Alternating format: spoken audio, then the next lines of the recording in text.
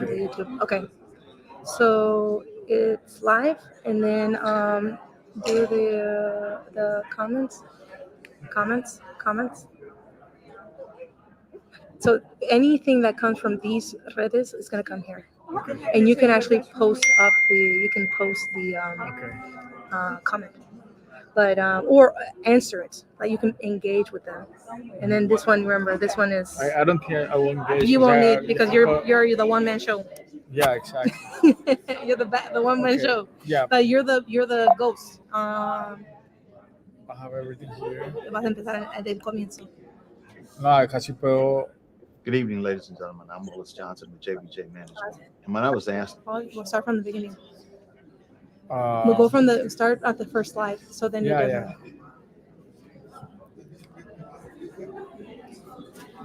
Me vas a tener que enseñar qué hiciste. Pero it's live in 1 minute.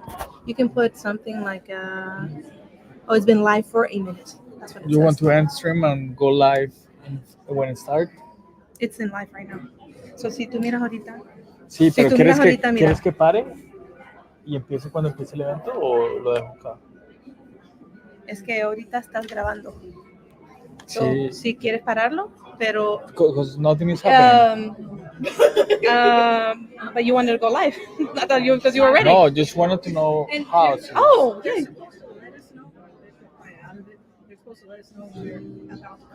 Because we're live right now on the, but shouldn't that be okay to keep it on there? And then just put you can put a banner. You can put a banner that says we will start momentarily, and you see what I'm saying? So you can add a banner, add creator banner, and say, and then bilingual banner saying, we will start shortly. And then when we know actual time, like 5-10 minutes, you can literally edit the same one, and then it'll say 5-10. And then wait, donations welcome. Donations welcome, and then say, vamos a empezar pronto. La aporte por favor en el QR, whatever, and then it'll be rotating in the bottom. ¿En español también? Sí, porque va a rotar el banner. Mira the bilingualness. Oh, we talented.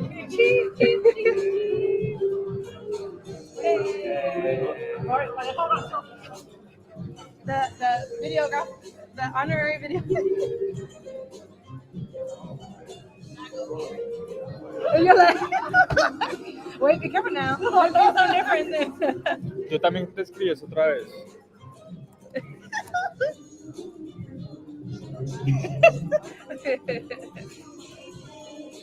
Donaciones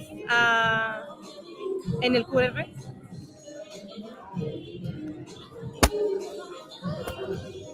And then save or add banner, and then click on this one. But you can make it rodar, pero that's okay. You can edit it, and then scroll at the bottom. But that means it's gonna go girar. Pero you don't have to have it like that, porque eso se miraba bien. Okay. You see what I mean? Esos glóbulos cubre la cara de la persona. Sí, pero acá ya toca cámara. Muevo esos glóbulos al otro lado. Sí, sí, ¿verdad? Be careful. My address was stuck in there. I don't want to stay. I don't want to walk. Oh, there. Those. Oh. Mike, I can't even say it in English. Mike, the balloons are blocking people's face.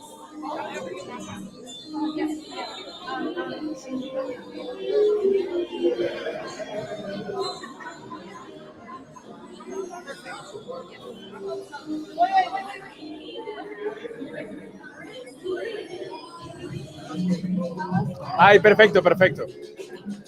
Un poquito más hacia la... No, a little bit that way.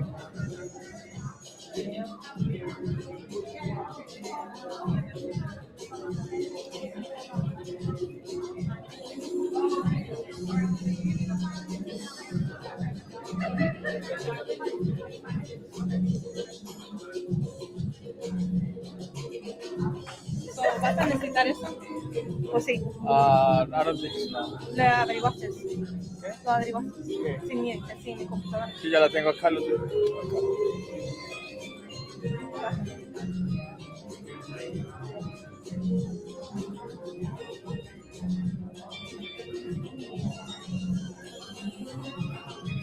Ah, sí, así empecé, mira. Perfecto. Exacto. Y eso, like, if you look on the YouTube, look, watch. Oh, man, I can't believe I ¿Tú no tienes headphones acá? No.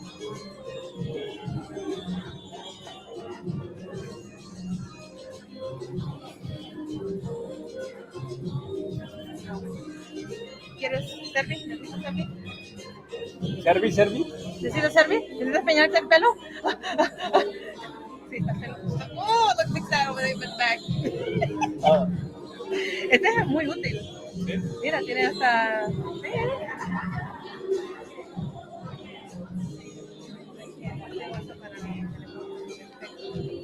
No puedo creer que no tengo mi...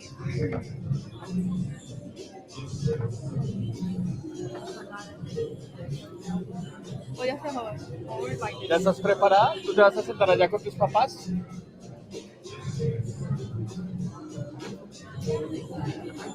I don't care.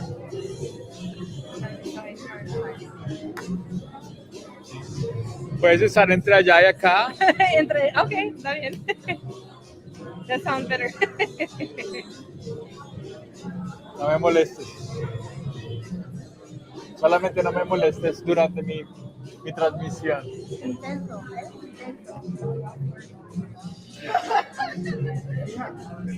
Ay, papi. Ay, thank you. Ya nos saludamos. Sí, ya nos saludamos. Oh, ¿de verdad? Sí. Tu Oh. papá llegó hace harto. Oh. Sí, mira. This black tie got a gala. No tengo tie, bla. Entonces, I literally was thinking it, pero no lo dije. Después él dice que, ay, es que tenía que preguntar. He could have used borrow him a tie, una corbata. Ay, no, él tiene Pero ya bastante. Que tú debes de decirme, Oh, debe sit down. okay.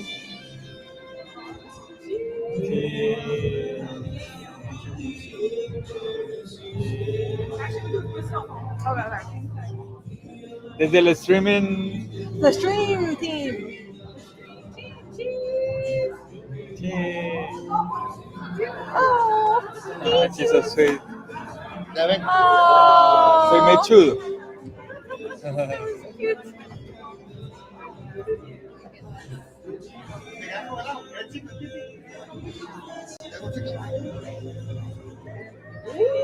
En los mejores. Chicle. Canal. Yo vendí estos en la frontera. ¿Sí? Yo los compré de un niño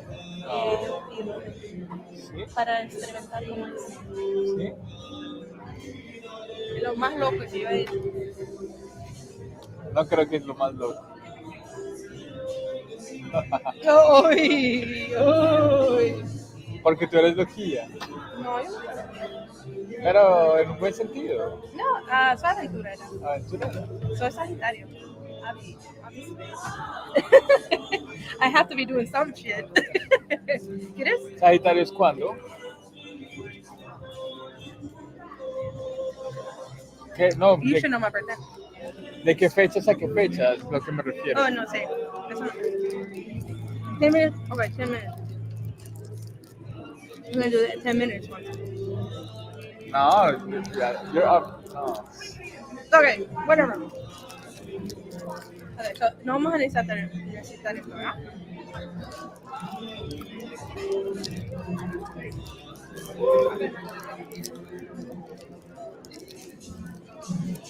Oye, una pregunta.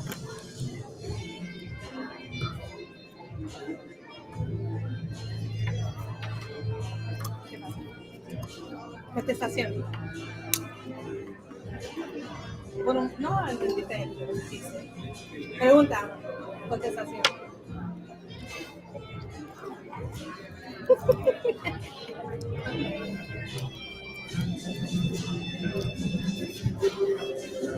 Ay.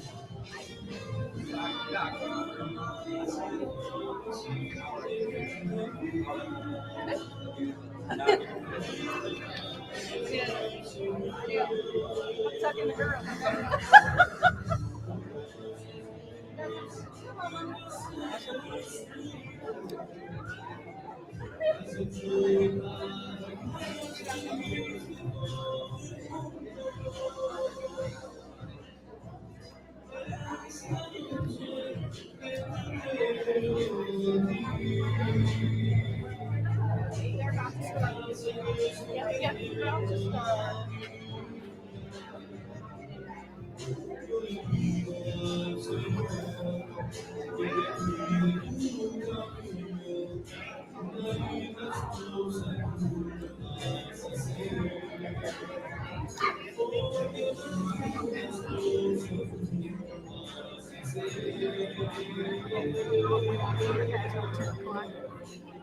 What? What? They're about to start. Wow. It's a 2 hour program. We don't do 9 o'clock to 10. Wow. Are you doing something after?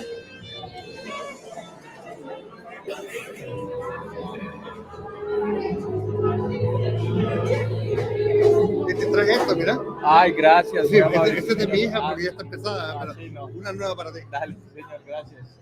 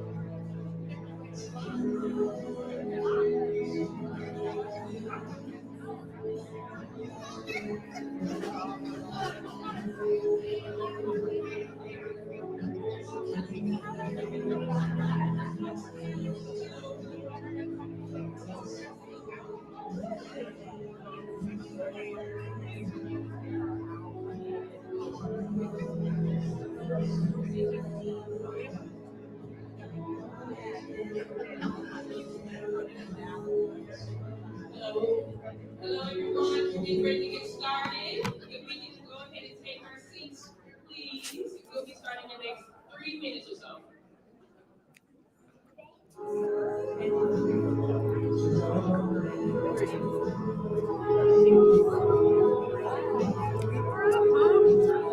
Huh? We're live. 15 minutes. Okay. Yeah.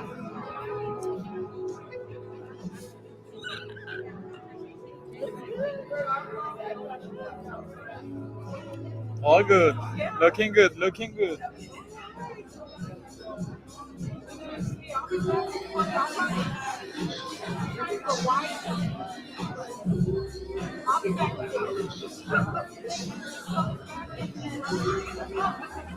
Okay. Okay.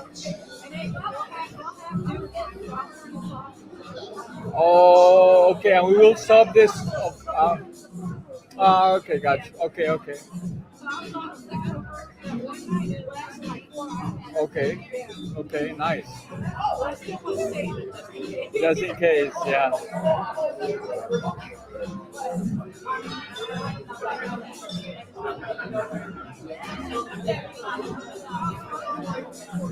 Huh? Yeah.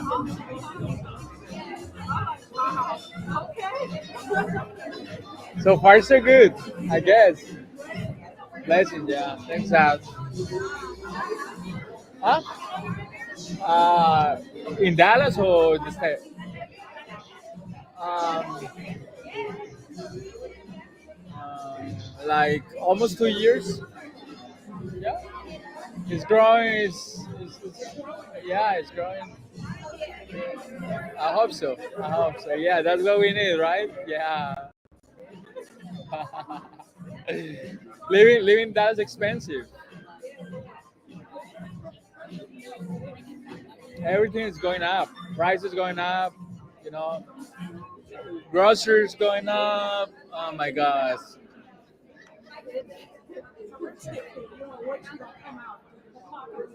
it's crazy, huh?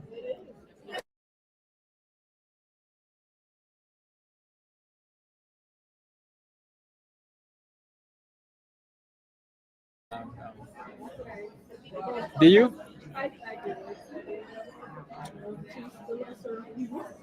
Yeah, it's. I mean, both sides are they're bad. You know.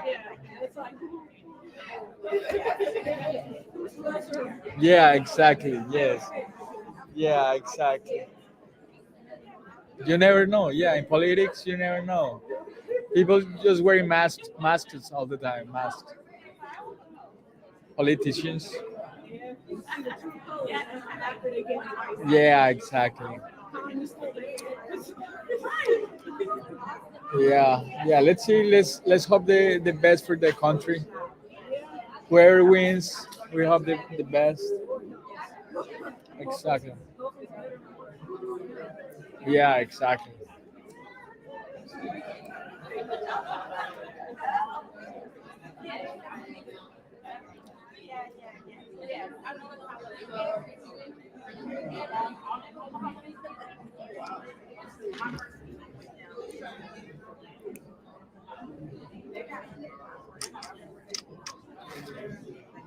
So the audio is connected to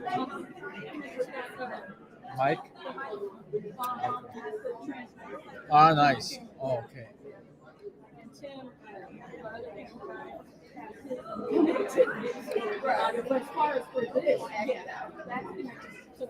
Okay. Okay. Sweet.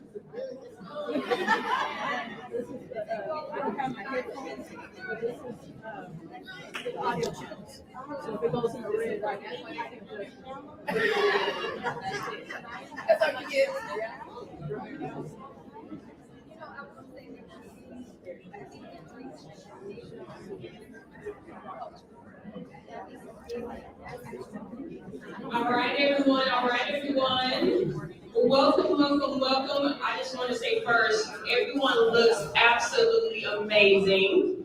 We're going to go ahead and get the night started if we still have people trickling in, but I want to welcome everyone to the Her Life and Music Gala tonight.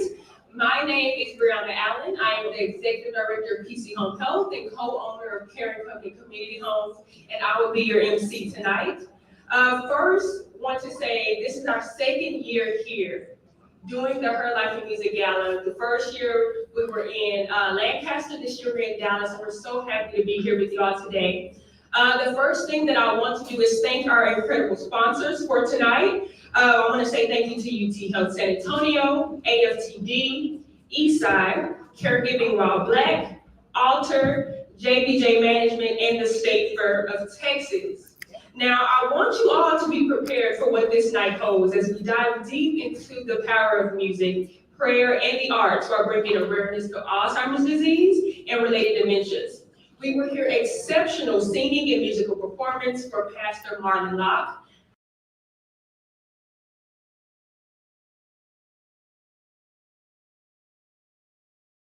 So we encourage you all to feel free to get up and dance. There's some room there in the back for those in the the back, there's some room up here in the front. Please feel free to get up and move and just feel the music, okay? Because that's what tonight is about.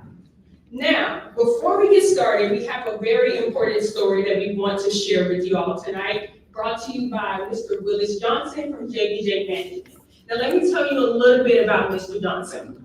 Willis Johnson is the CEO and founder of JBJ Marketing LLC, doing business as JBJ Management, a public affairs firm that provides strategic support services in the government relations, public engagement, equity compliance, media production, and technology. Under Johnson's leadership, JBJ Management delivers creative strategies that connect people and transform communities, using an approach that is rooted in his long-standing relationship with government officials, public entities, and broadcast, print, and online media. Johnson founded the firm in 1995, and his guidance has produced a vibrant, innovative, award-winning company that believes in providing clients with meaningful experiences that add value and provide a sense of empowerment to their lives and of their business. He is responsible for overseeing all divisions of JBJ Management, which includes equity compliance, technology, government relations, public engagement and media, as well as the J Imperium, which is a ready-mix concrete company under the JBJ Management umbrella. Additionally, Johnson directs all marketing, sales, and business development activities in JBJ offices Here this in camera looks a Dallas, little bit Fort Worth, underexposed, Houston, so Austin, I don't know and if you Atlanta. can He's like big, looks a little bit global, dark. right? His Here, approach to business and attention to detail just has a little earned bit. him numerous awards, including the Lifetime Achievement Award from the Dallas Business Journal, the NAACP prestigious Corporate Leadership and Entrepreneurship Award, which was presented at the Juanita Craft Freedom Fund Scholarship and Awards Gala. And in 2019, he was inducted into the Texas Radio Hall of Fame. So overall, just an amazing human being. Johnson was born and raised in Gladwater, Texas, and received a Bachelor of Arts degree from Texas State University at Commerce. He and his wife Sophia Johnson live No, here in Dallas, and so please it's a lot of take a noise. listen Then to what Dr. put it Willis back. has to say.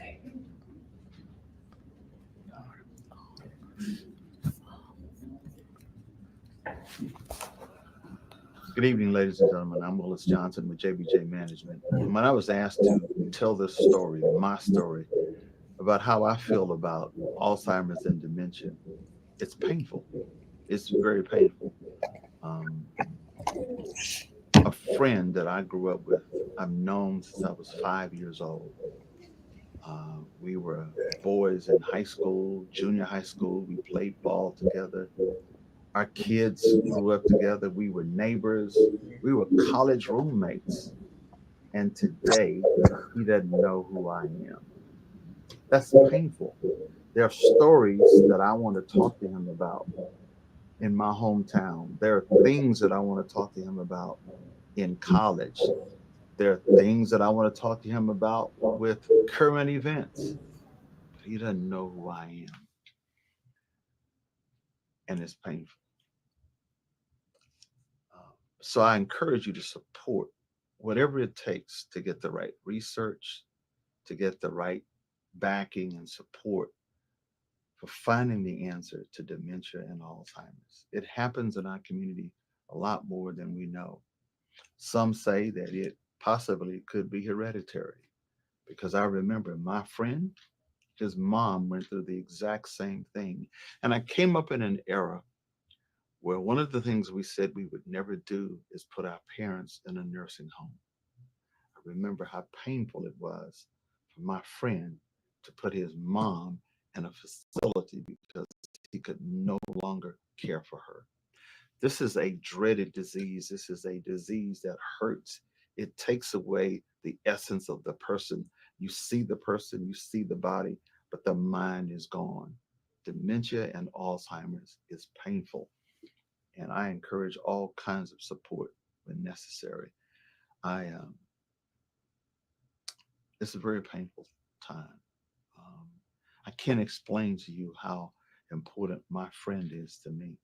I'm 70 years old. I've known him 65 years, but for the last 5 to 6 years, his memory of me has diminished to the point now I don't exist to him.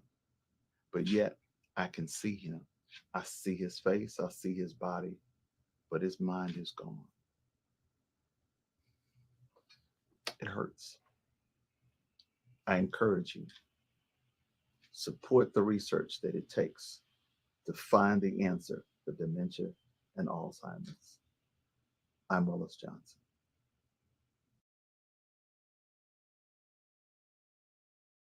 Good evening, ladies and gentlemen. I'm Willis Johnson with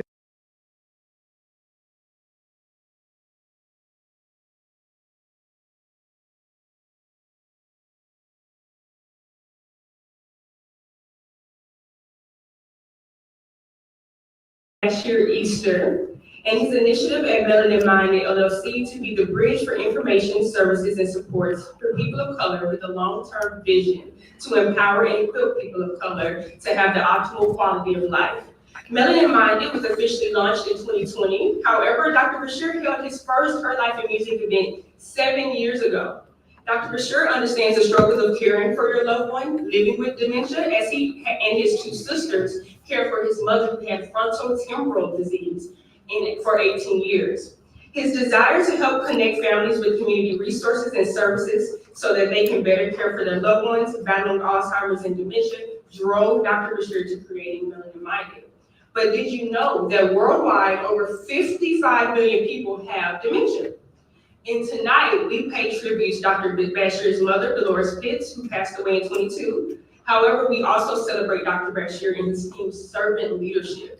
Thank you for your impact, Doc, on the community and the country, and the many lives you will continue to impact. We are also celebrating and thanking all the caregivers who have joined us tonight. Thank you for your selflessness, for caring for someone living with Alzheimer's and disease. As we know, this is not an easy journey, and so we thank you all for the support that you have given to those people that you're caring for and your loved ones. According to the Alzheimer's Association, in 2021, family members and friends provided more than $271 billion in unpaid care to people living with Alzheimer's and other dementias. And more than 11 million Americans provided unpaid care for people with Alzheimer's or other dementias. So we appreciate that hard work that you all put in for those people who are dealing with this disease. Now, I had the pleasure of meeting Dr. Bashir in 2022 at a Dementia Care Warriors event. So Dementia Care Warriors, if you've seen those beautiful pictures lining the hallway there, she is a nonprofit, 501c3 here in the Dallas area. And she was hosting a Revive Refresh Caregiver Brunch. And me and Dr. Easter, we were on the panel together. And he likes to say that I was up there spitting, just going crazy, answering questions and doing those things, and I say no. It was actually him, okay? If y'all know Dr. Easter, if y'all ever met him, he's just so articulate, he's so intellectual, and he can speak, okay? And so after we met on that panel, I was like, hey, I have to introduce you to my father, right? You have to meet my dad, because everything that we're doing here at PC Home Health, I said, you will be pivotal for the families that we serve on a day-to-day basis. And so, just to give you a little backstory on me and my father and what we do with PC Home Health, we started PC Home Health back in 2017. It was a means to put in for my great-grandmother who was dealing with Alzheimer's, and she was living with us. Granted, it was very frustrating. It was hard. We didn't understand even what she was going through.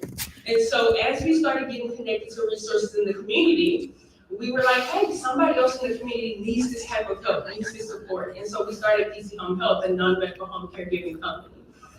Since then, we have opened up a residential care home for people who cannot afford around-the-clock care. We're dealing with Alzheimer's and dementia. And thus far, we have been able to walk side by side with Dr. Easter.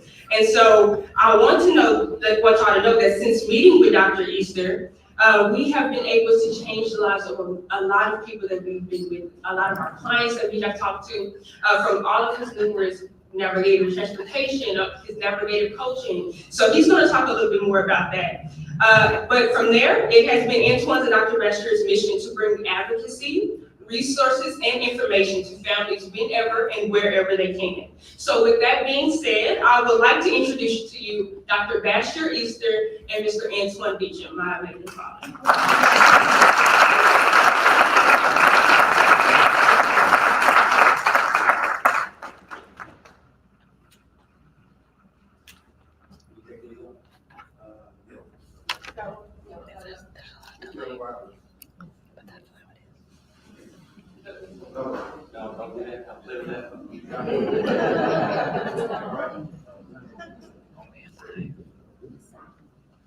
All right. Hello, hello, hello. Can you hear me? All right, family, we about to have a night. And I call you all family because we're all in the same boat. We're about to talk about the things that we've done, that we're going to do, but me and Antoine are going to have a conversation with you first. Is that okay? But before I actually do that, everybody knows me and how it goes. We give our Father the thanks for being here.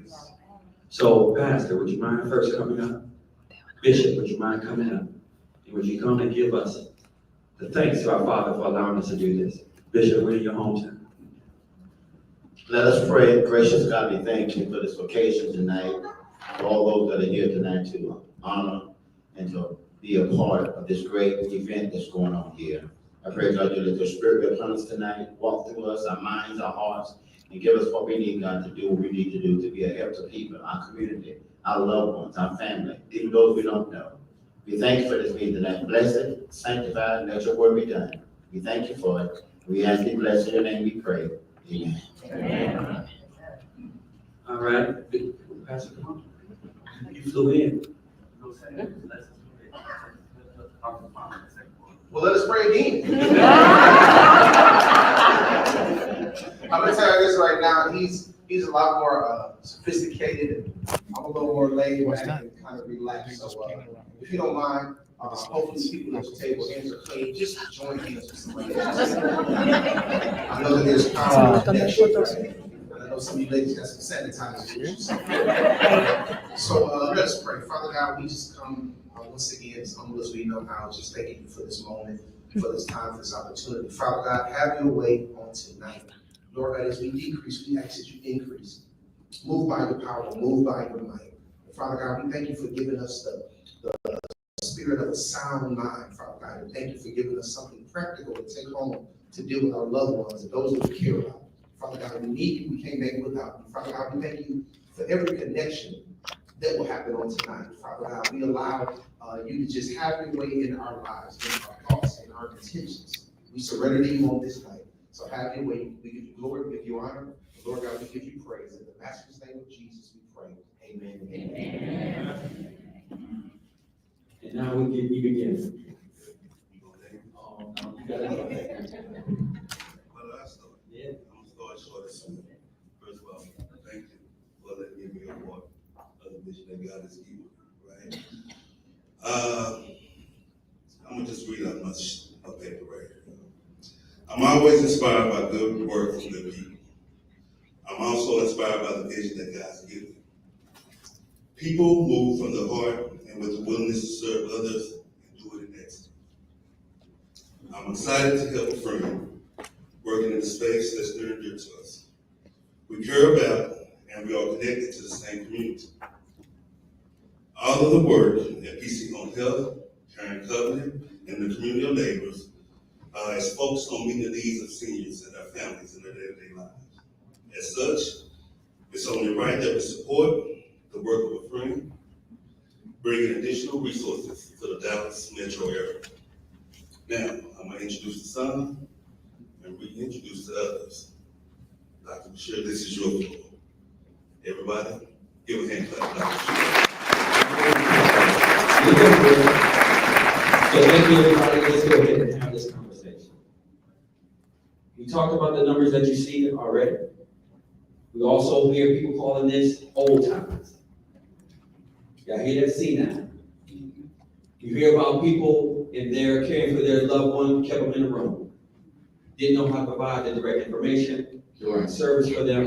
Well, I was a part of that as well. Some of you know my story, some of you don't know my story, so I'll tell a little bit how I got here.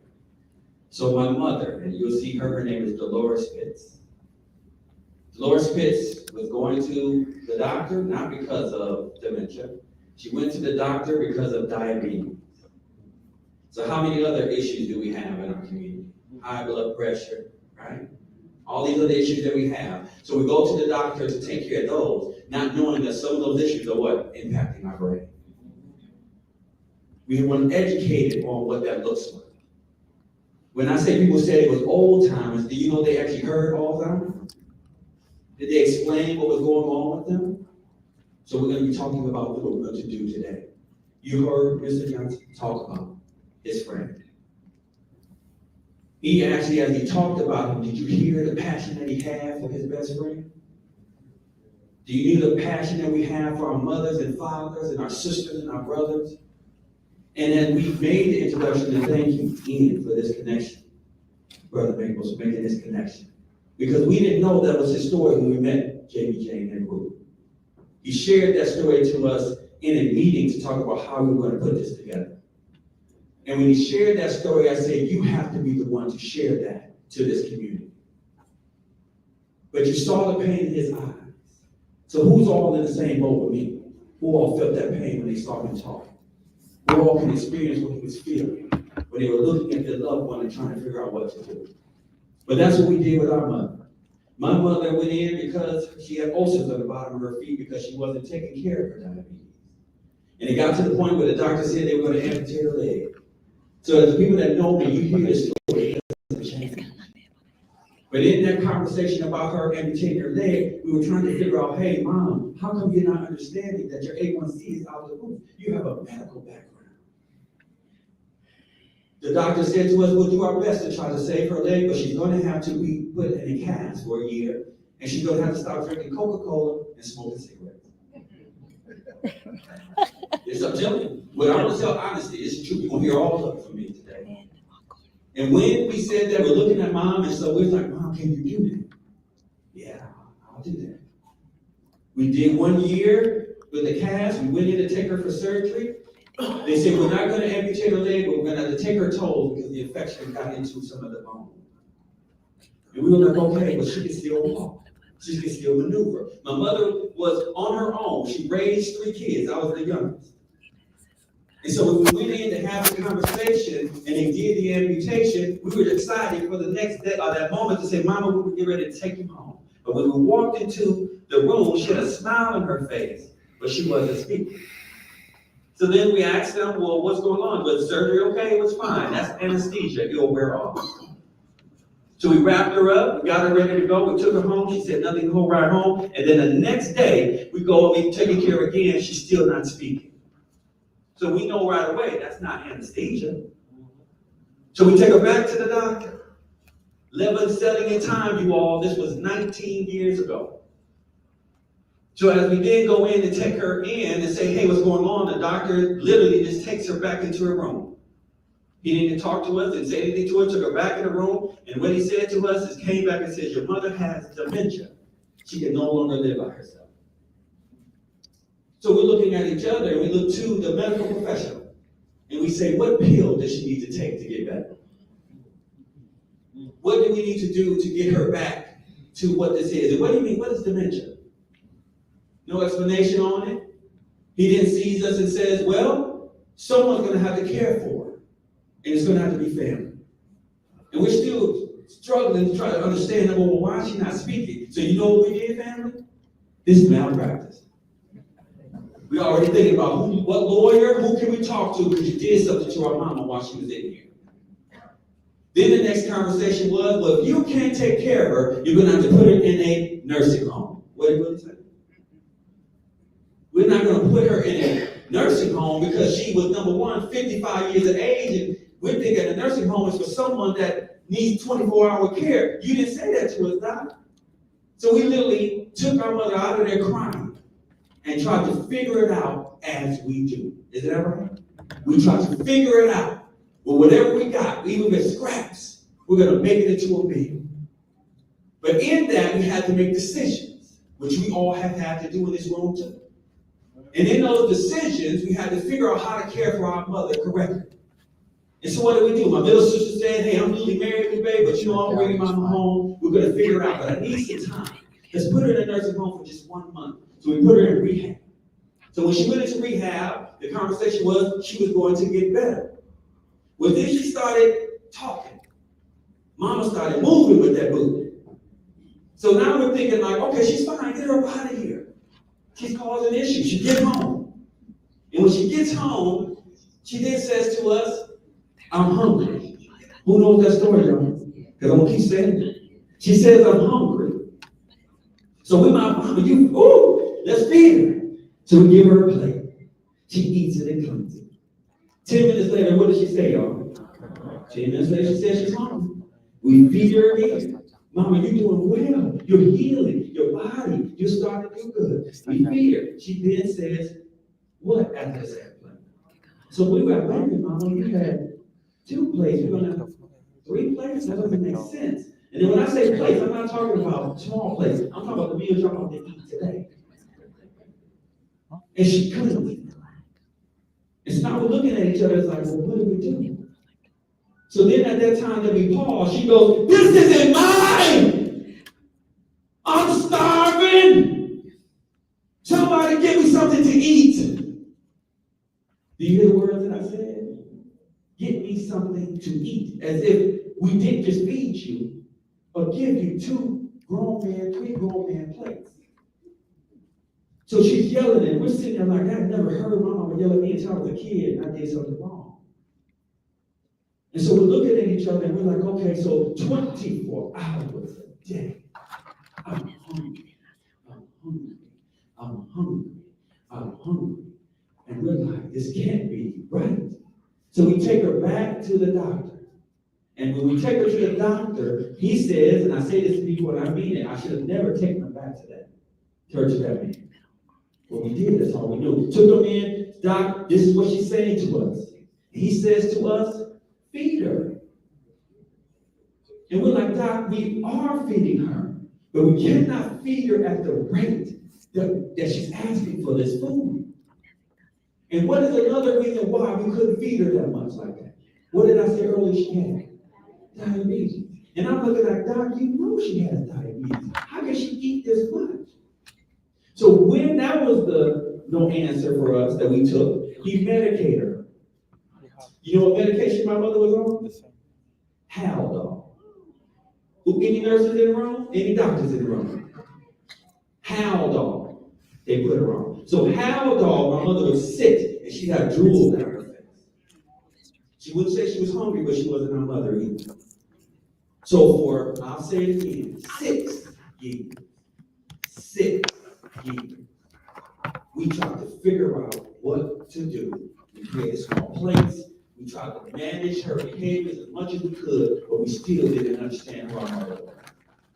I started working in child welfare for 2 years, and that was a heavy toll on my mind and body. My kids are here. They knew when I came home, I got so mad at them. I said, you know how many issues I saw in the community? Y'all ain't able to go and open your refrigerator, get your own food, pour your own cereal, talk about y'all don't want to stay up late. And I saw a lot of issues that was weighing on my mind and body. So the Department of Aging, I don't remember when I put the resume in Milwaukee, brought me in. When they brought me in, I started to understand as an elder abuse investigator, all these resources that was sitting down the street in Milwaukee, Wisconsin. And when I say down the street, it's literally a quick car ride, right? Right on the corner, right? And I'm like, how did all of this information about respite care, all of this Wisconsin Alzheimer's Institute, state fund, how come all this information never got to us? How is that the case? For 6 years, so I'm excited. I'm running back to my house to call my sister and say, hey sis, I found these programs. And at that point, she's looking at me like, little brother, we already got it. I said, we don't got it. Do you know how many people I'm helping with these resources and all of this information that's getting it? And our mama is sitting up here, we're trying to figure it out. And she still was very reluctant. And she said the same thing to me that I said. Well, how come it didn't get to us, little brother? I didn't have the answer, but I knew that my mother could use them. So then what started? Family discord. So now we're like, okay, the next thing happened 4 years later, the state of Wisconsin started moving for an initiative called the Dementia Redesign. And I became the dementia care specialist, the first one in Milwaukee County, which is the largest county in the state of Wisconsin. And what I started seeing were gaps. And it wasn't that anyone was telling me about them, I just started noticing these things. I started noticing certain communities were getting more than others. I started noticing there was information that was being pushed through in other communities that was stagnant. I started noticing when people were going into the doctors, they were getting some information and some people weren't getting anything. And so when I started realizing that, we started to build out of the eyes of the caregiver. And so what I recognized very clear when I started Melanin Minded is it has to come from the bottom up. So when I tell you the story about the Dementia Village Project, I want you to be very clear as I'm telling you this. I tell the city individuals as we talk, I'm a smart person. But as I explain this to you, this was divinely created. God created this process, this movement, this vision, and he has not loosely funded. Do you understand the daunting task to try to put this event together? Huh? I have another event in Milwaukee in a week because he is pushing us to make a change, a difference. You have brilliant minds that are in this room. And as we talk about how we're going to build this Dementia Village, he didn't give me all the pieces as a whole piece. He gave me in pieces and doses. And as I started taking them, I started seeing the picture. And now when I see the pieces of the puzzle, he's bringing me people like Dr. Pharaoh Epps that you're going to hear from. Dr. Irene Lazarus that you're going to hear from. He started bringing me people like you. Do you understand you're in this room because of divine order? There's something in you. Give yourself a hand clap because you want to tell the Father you're listening. There's something in you that he says you're supposed to do. Either you're already doing it or you have a connection to make some things happen. So we're going to talk about it. What I also started noticing in the gaps is I started recognizing very clear that individuals who are living with the disease don't have a voice. They immediately get thought of in the later part of the disease.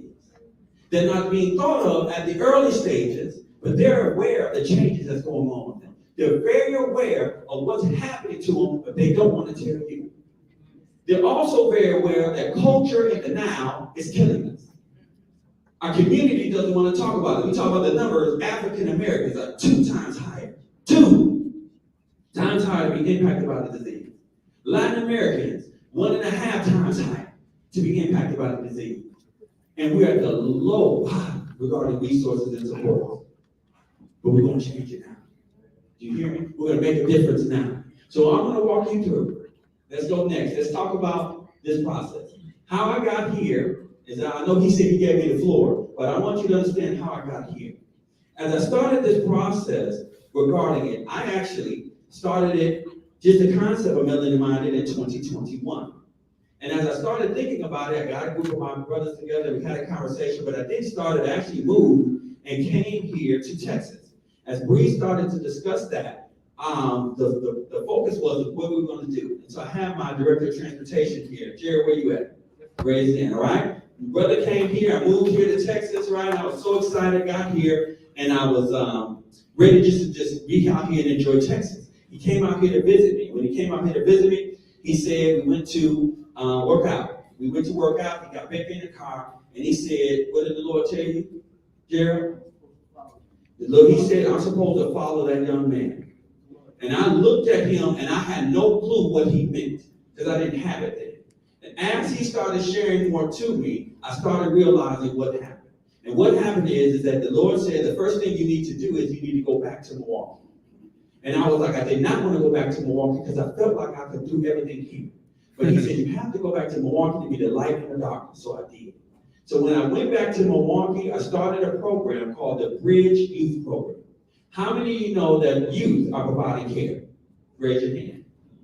Do you know they're called the invisible caregivers?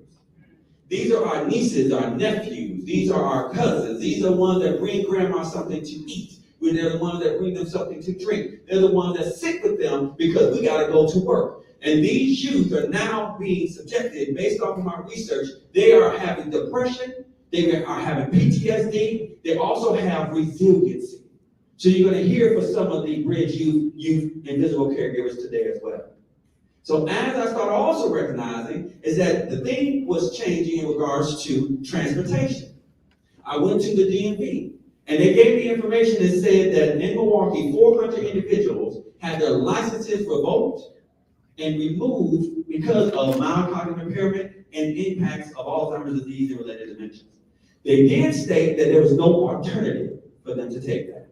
So as I started recognizing is, well, what can we use to get people back into the community? So we started a transportation service. I am not transportation, just so y'all know that. I have a business background, but that is not something I focused on. But with this transportation that you'll hear, it is actually giving the people freedom back. The freedom to be able to get back into places they stepped away from. Barbershops, grocery stores, back to church. And where they're going in, they're not going in a van, they're going in a vehicle. And in that vehicle, they get to take them to places we will discuss how we build this type of community. But one of the pieces that helped us when Mother said she was hungry 24 hours a day, one of the things I started to learn is that there was a way to connect to her. And how do we connect to her? Was because my niece was literally singing to her. And when she was singing to her, she was singing a Hannah Montana song to her. And the Hannah Montana song that she was singing to her, you understand, it was in 2008. We thought our mother had Alzheimer's disease because that's all we knew.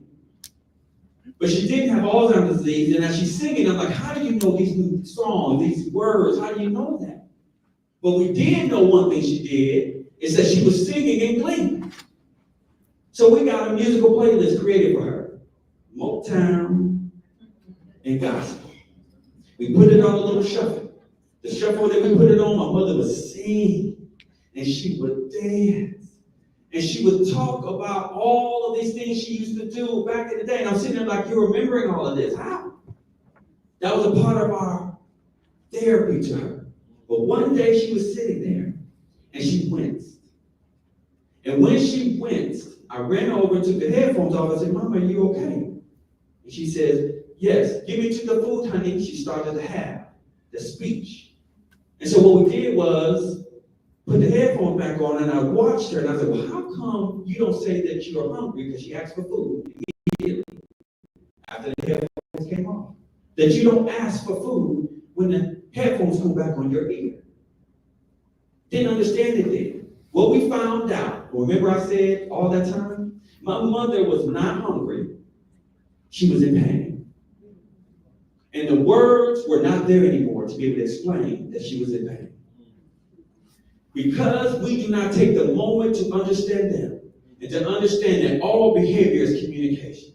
That we haven't been taught to understand that there are 72 to 100 different types of dementia. That we have not been taught to be able to understand you have to know the type to help the person the right way, person-centered care. Because we haven't been taught that, we are now leading into grief.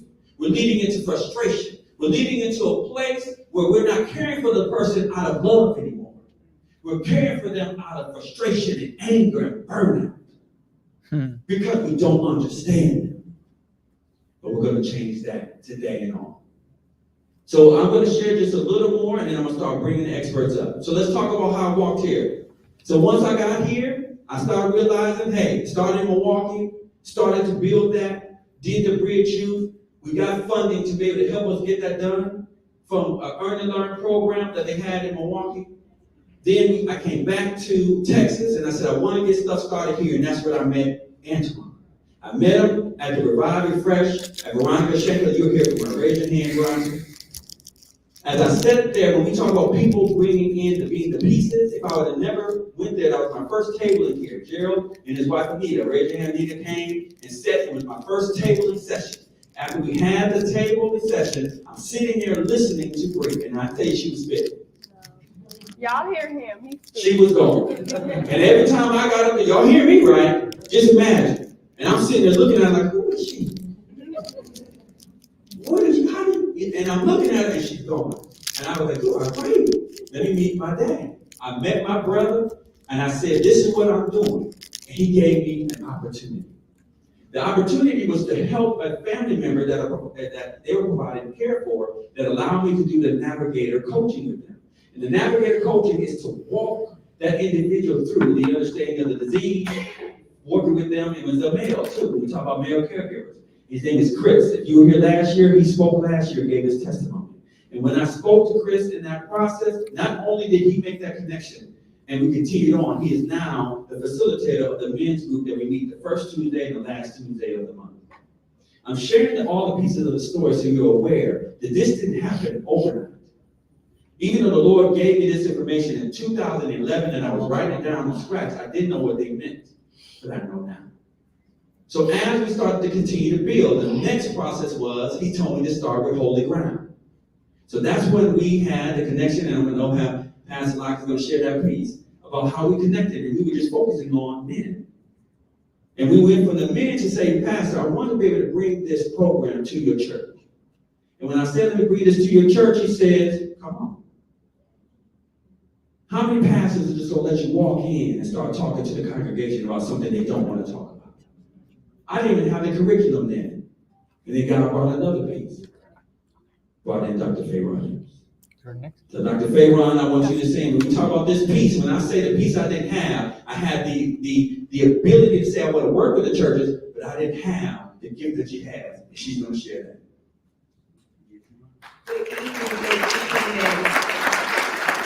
Thank you so much, Dr. Easter, y'all. Dr. Easter is actually my twin. I met him last year, and no, we don't look alike. We're not blood related, but you know when you can have a conversation with someone and you see their spirit, and I was like, Dad, it was so similar to mine, and we immediately connected. And we have been together, joined at the hip ever since. And like he said, I'm Dr. Faye Ron Epps. I'm a professor at UT Health San Antonio. I'm also the co-founder of the Altar program, where we partner with Black faith communities across the country, doing what he said, making sure we equip them with the resources that they need, making sure that our faith leaders have the knowledge on how to support their parishioners that are dealing with this. So many times this is in our community, we don't know. And we expect our faith leaders to know everything, and y'all know we do. We go to them for everything, but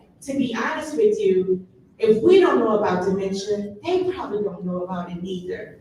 And so we work with them so we can build up resources in the faith community, build the capacity, so we can take care of our community and our parishioners. Dr. Easter has shared this so much that we have the solution in our communities, y'all.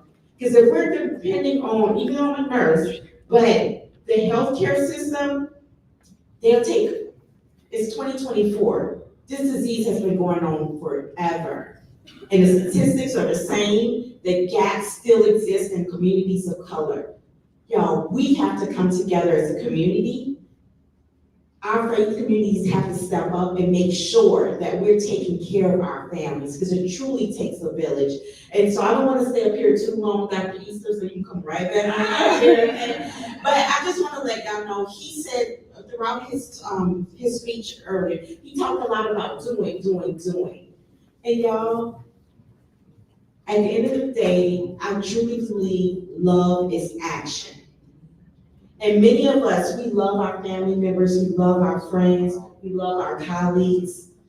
But in order to love, we have to put action behind it. And my challenge is to all of you, as you learn more, I want you to think about what can you start doing so we can change this narrative. We can bring resources in our community. We can have healing in our community. So my question again to you all is, what can you start doing after tonight? Because love is action.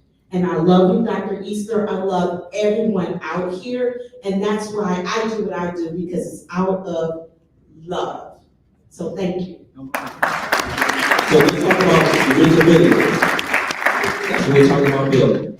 So in building a dementia village, so what is that? Who's heard of dementia-friendly communities? Some of us? Okay. Dementia-friendly community is actually building the ability for businesses, organizations to be able to understand the individual who is living with the disease and they're still able to be in the community. So they can actually frequent certain organizations, certain restaurants, barbershop, those pieces, and they train these businesses to do that. So you have a dementia-friendly Fort Worth, a dementia-friendly Dallas initiative. The dementia villages is concentrated.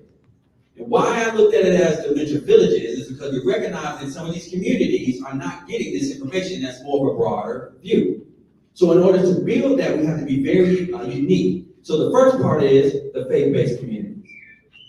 Faye Ron has that gift. You have a road to 100 churches. She didn't tell you all that piece. A road to 100 churches. And we have your representative that you're gonna hear from here in the Fort Worth area, and then our group, Intech Milwaukee from Pastor Marlon, Pastor Marlon Lott. And so in order to do that, we are writing grants, because we need funding to make this happen. This is not something that we're doing. A lot of this has come out of my pocket. Your sponsorship dollars, the representatives that we have here that are helping us do this, the goal of the fund that we're raising today is to build the Dementia Village Project. People are like, well, what is that? Well, we're really taking a pilot.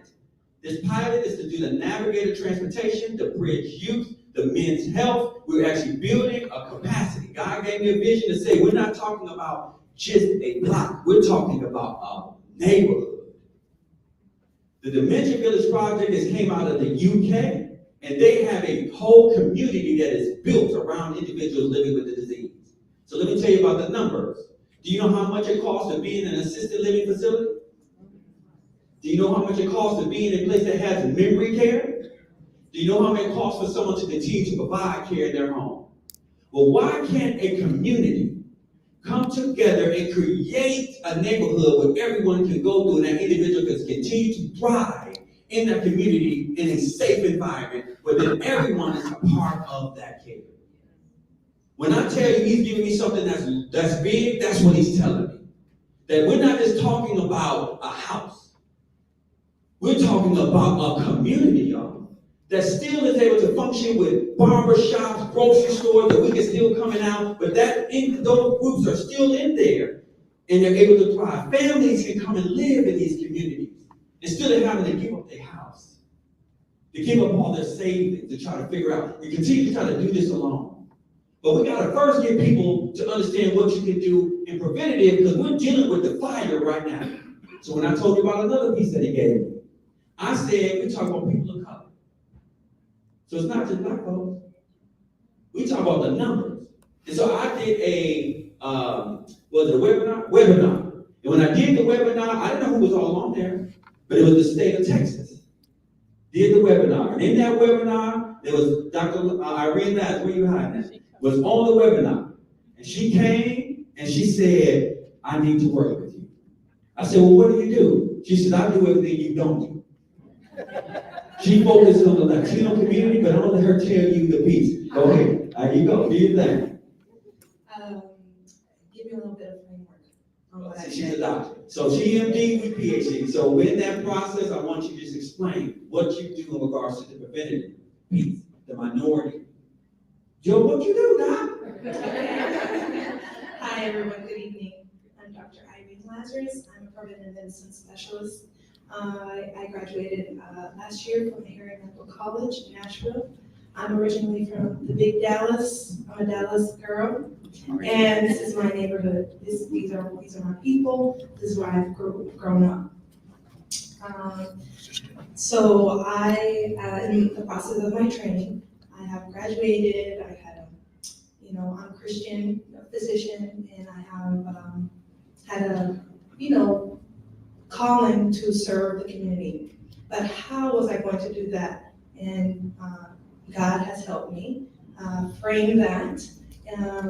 I opened a nonprofit called Minority Wellness, which encompasses preventative care and health equity in bringing resources and solutions to people of color, and through live streaming, which we are live streaming right now. Hi. And so these are the things that I know as a person that is first generation American coming here, knowing how our communities suffer. This is my solution. This is kind of like bridging the gap.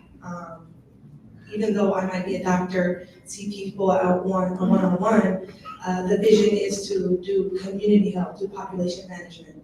And my population is the minority population. That's why it's called Minority Wellness. So given that I opened the nonprofit, I was looking for collaborations, and I was doing my part, which is the research, looking for people that are like-minded, and that's how I found Dr. Bashir. So with that interaction, we were able to submit a proposal to have a biracial proposal which included the Latino and the African American faith communities. With my ability to do preventive care, we would do assessments and when needed, referrals, warm handoffs, and, put out little fires here and there, maybe grandma needs a refill, can make it to the specialist, so, that's how I could help as a preventive medicine specialist. And also, since I am able to do population management, is to provide those kind of metrics, those outcomes that health systems would really want to know, and how we are addressing that gap of care. And so this is why I believe us working together is very special, because it's cross-cultural, it's spiritual, Yes. and it's also objective, because sometimes we need to be a little bit objective to get more money.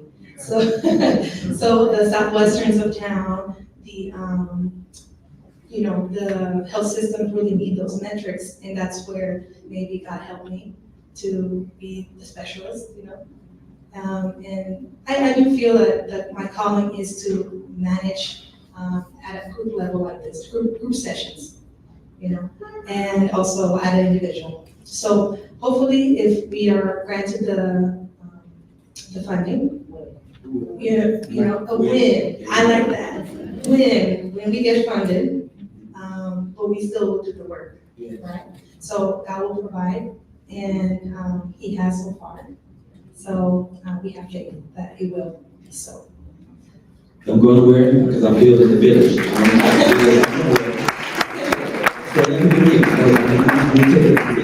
So, as we talk about building the village also will die without focusing on the youth. Correct? We have to put that in the youth. So I'm going to bring up my two sons, as they're going to share with you their experience. We talk about the invisible caregivers, and so I'm not going to steal none of their thunder. They look nice, right? You know how much hard it was to get them ready?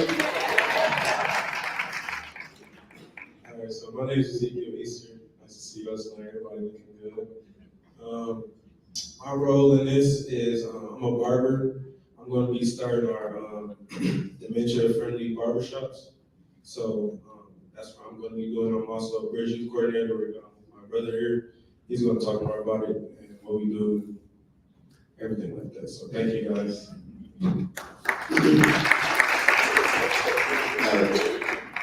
Good evening, everybody. My name is Jaden Easton. I'm the bridge youth coordinator. I'm 21 years old. Growing up, I helped care for my grandmother who had frontotemporal dementia. Growing up, I didn't really understand the disease or how it worked, but I seen the toll like it had on my grandmother, like with repeated conversations and loud outbursts. And I seen the toll it had on my dad too, just being frustrated, trying to fix the situation. Me and my siblings helped step in and try to do what we can, and that's why I'm considered an invisible caregiver. An invisible caregiver is somebody who doesn't get looked at or basically seen for the work that they do, like the youth and basically how we help out. I had my cousin and stuff, she used to get my nana shots and all type of stuff that we wasn't supposed to do at that age. And she did it right from what I seen. But there was a lot of stuff we did to help out. I didn't really look at it as caregiving, honestly. I just looked at it as helping out my grandmother. Because, yeah, that was, that's the thing to do. So that's really what I looked at it as. But at times I didn't really want to do it. Like, it was many other things I'd rather be doing, like going to practice, going out to the movies, just going to do a lot of different things with my friends. And I didn't really tell them about it, like what was going on at home. I'd probably make an excuse or just tell them I couldn't go. So it kind of seemed like not the cool thing. But the Bridge Youth Program. The Bridge Youth Program is a program where more youth like me that been through the same situation. And it's a safe space for us to talk about the things we've been through. We get paid for it. It's a 2-1 course that you get paid for. The kids that get paid, they will learn like stuff like hands-on training, Dementia Live, and just many other things that you learn throughout the course. And yeah, I just wanted to say that.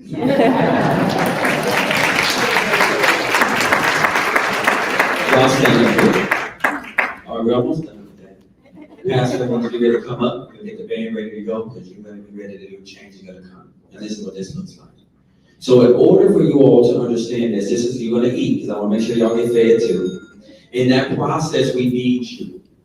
The Dementia Village Project will share more throughout the evening, because you'll get the pieces. And the other thing we wanna do is to enjoy the night. But the reason why I'm thanking the Father that He's allowed me to share this in multiple states is because we have to make a difference. There's another thing you'll hear that you hear about the relationships. We also talk about the resources. We also have to get into the what? Research. There are medications and treatments right now that we know nothing about. Zero. These medications and treatments are actually created to be able to help that individual have a better quality of life. And because of the things that they did to us in the past, because they did, Henrietta Lacks, Tuskegee, they did. But you know what else it did to us? It stopped us from thinking that we should not be a part of. That's not true either. What we did or need to do is to be able to have more people that are in the research, that are the doctors, that are the researchers, that are people of color. We have to understand that if we don't take these treatments, we're going to still be at the bottom. So Pastor, come on up. In order to do that, when we talk about to make these changes and these differences, there has to be a change. And in order to make that change, we have to be the ones to do it. So tonight is about music. And why did I say this has to be her life in music? Because everybody in here has a song that I guarantee if they play it, which the DJ is going to be playing some of that music, if you ain't singing and dancing off that song that you say that's your jam, that's not your jam. It is not. Because the music from the science goes into the brain, and because of the rhythm, because of the beat, it actually evokes emotion. It stimulates you. So we're going to celebrate how that music helped us to understand my mother didn't have Alzheimer's disease. It took us 7 years later to find out she had frontotemporal dementia, as my son stated. I didn't even know that there was an organization that is here today. AFTD, please raise your hand. That there's an organization that is actually designed for that is specialized in that. Do you understand if I would have known that, we would have gone to that? Because that type of damage in the brain is different than Alzheimer's disease. All her behaviors that she was sharing with us, she was trying to communicate with us. And because we did not understand her, we kept trying to figure out how do we feed her more. Do you get what I'm telling you? So we're going to build a village. We're going to eat today, but I'm going to show you how we're going to build it brick by brick with all of your help to do so. But in order to do that, there has to be a change.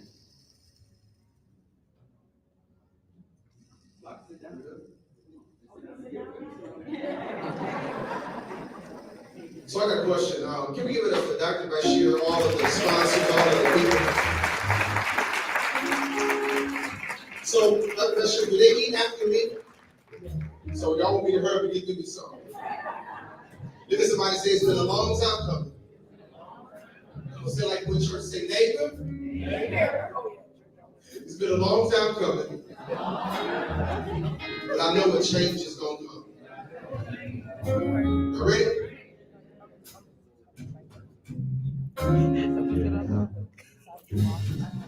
Here we go. I was born by the river in a little tent. Oh, just like that river I've been running ever since. It's been a long time coming, but I know change is gonna come. Oh, yes, it will. It's been too hard living, but I'm afraid to die, 'cause I don't know what's up there beyond those skies. It's been a long, Entran y salen. Entran y salen. long No tiene un número. No. but I know change is gonna come. Oh, yes, it will. Listen. Then I go to my brother. Yes, I do. I say, brother, oh, my brother, would you help me, please? Help me, please. But he winds up knocking me. He knocked me back on down to my knees. There's been times when I thought I would last for long, but now I know that I'm grateful because God's gonna carry me home. It's been a long time coming, but I know change is gonna come. Oh, yes, it will. One more time, fellas. It's been a long, come on, tell somebody. A long time coming, but I know the change is gonna come. Oh, yes, it will. God bless you.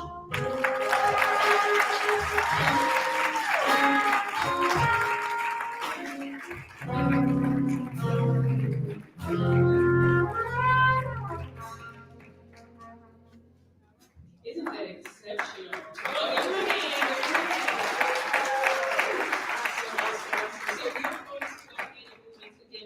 So we're going to do it by table. So we'll be having someone come around and make sure that each table goes. But as we are going to get dinner, please keep your eye on the screen. We're going to have some videos playing and some sponsorships and things like that going on. So let's just get into dinner. Okay, we'll have these first two tables go out and get dinner, and then we'll keep you guys updated when your tables time. Okay, thank you.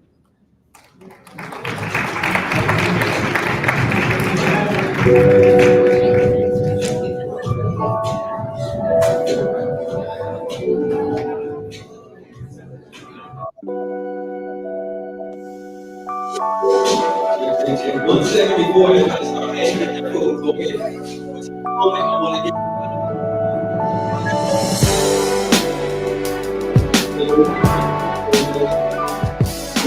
We are the owners of Caring Covenant Community Home, a residential care home here in the Mansfield area with plans to expand all over the DFW Metroplex. So where Caring Covenant Community Home really got its start was because we have a non-medical home care agency called PC Home Health. We've been doing that for 8 years, where we have caregivers go into the home and assist with bathing, grooming, meal prep, and all those things with our seniors. But we had families reach out to us and clients of our own that were saying, hey, Bree, Antoine, we need more help inside of the home. We need 24-hour support. We need caregivers around the clock. And we were like, we can do that. That's not a problem, but It's going to cost. it's going to be expensive. 24-hour care in the home, and on the PC side, it costs up to $5,000 a week.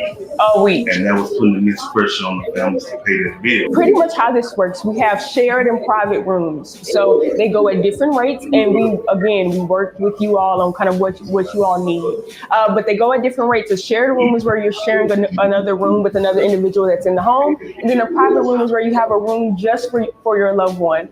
What comes with that is care. So that means if there's bathing assistance that's needed, grooming, if there's any medication reminders, medication administration, if there's mobility assistance that's needed, medication prescription pickups, doctor's appointments, visits, whatever that's needed, we can do that here for you. We have home health and hospice come in as part of their care. Yes. And for those that don't have a PCP, guess what? we have a PCP that comes in to see your loved one. Yes. To take care of your loved one on the spot. We didn't want them to have to look out and go different places. We wanted it to have just be a one-stop shop for them. We wanted to be affordable. Right. We wanted them to still get the quality of care they deserved, but we didn't want them to break the bank, and that was the biggest thing for us. And also the quality of care is a big thing, right? Yeah. The foundation of PC Home Health Care and Covenant or anything we do is loving our neighbors ourselves, treating people how we want to be treated, Right. and having your loved one come into a home like this. We want you to understand, Yeah. hey, that your loved one is our loved one. Your mother is our mother. Your father is our father. So Right. that's how we treat them, with the love, dignity, and respect. Meals are super important, and we didn't want when they came here for it to feel like a hospital or just random foods. No, we wanted them to feel still have that sense of purpose, but also get the nutritious food that they love and deserve, right? So we have a diabetic, cardiac, and low sodium diet here. We also have a chef that comes and prepares those meals, so they're not getting any generic meal that they, we just throw them. They get to pick and choose what they want to eat, and also it's nutritious and healthy, and it tastes good too. And so that's what we love about just that program that we have. We want them to thrive. So we have engagement of activities. So mind, body, soul, and spirit. We're catering to it all. So whether it's mental stimulation games, whether it's baking classes, maybe it's praise and worship or Bible study, whatever it may be, we want to engage the full body, and we want to make sure that they have purpose. This is not just a business. It's a call. It's a calling that God has blessed me with and my family with. Yeah, absolutely. Because we've been in your shoes. We understand what you're going through. With our grandmother having dementia and trying to figure it out day to day, not having the right answer, not knowing really where to go. Right. We had to figure that out. So in this calling, in this purpose, in this vision that God has given us, the foundation of it is Matthew 22, 37 and 39. A lawyer asked, God, which is the greatest commandment of the law? Jesus responded, to love God with all our heart, mind, and soul. And he said, the second one is like unto you, to love thy neighbor as thyself. And that's the foundation that all our caregivers give to your family member. This is what it's built on. And one of the really cool things about this home, because you think, okay, it's just a residential care home, it's just a home where they come in, but no, we took every detail in account. So our bathrooms are configured for wheelchair accessibility. The doors are widened, toilets are even raised to 19 inches high, so there's no squatting, prevention of falls. It's easy access in and out of the showers, grab bars are everywhere. Again, our goal was trying to make this home feel like the safest place to be, but also it's easy and accessible for the caregivers and the families to do what they need to do in there and get out safely. Our caregivers and our residents, they love the party. We celebrate their birthday, right? We bring their family in, we celebrate their birthday. There's music going, they playing games, they're dancing. Well, I wish we had some video to show you that. But it's an awesome family experience. It's their home, and that's what we enjoy. Absolutely. One thing that is super important to us here at Care and Covenant Community Home is also bringing those resources inside of the home. And so when we have home health, hospice, and our PCPs coming in, not only do they just provide the service, but they also engage them in those activities. So they have chaplains that come from their businesses to come and assist with praise and worship or Sunday service and things like that. They're also engaging them in the bingo games and things like that, because again, it's also important that the resources aren't just coming in just to provide the care. They're also engaging with them so they understand the agency that's coming in to help provide that care. And this is building a relationship.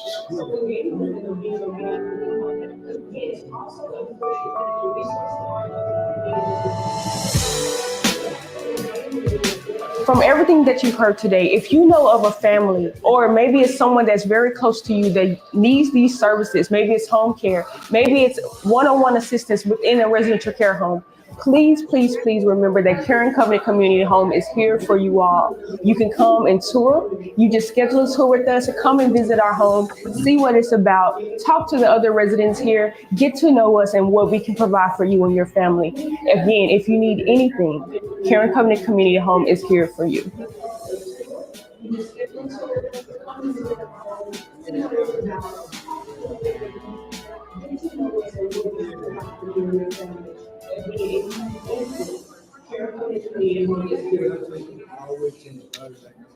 It's like, yeah. Yeah, I know. I'm trying to get digital. I'm trying to get it, but I know it's expensive. Yeah.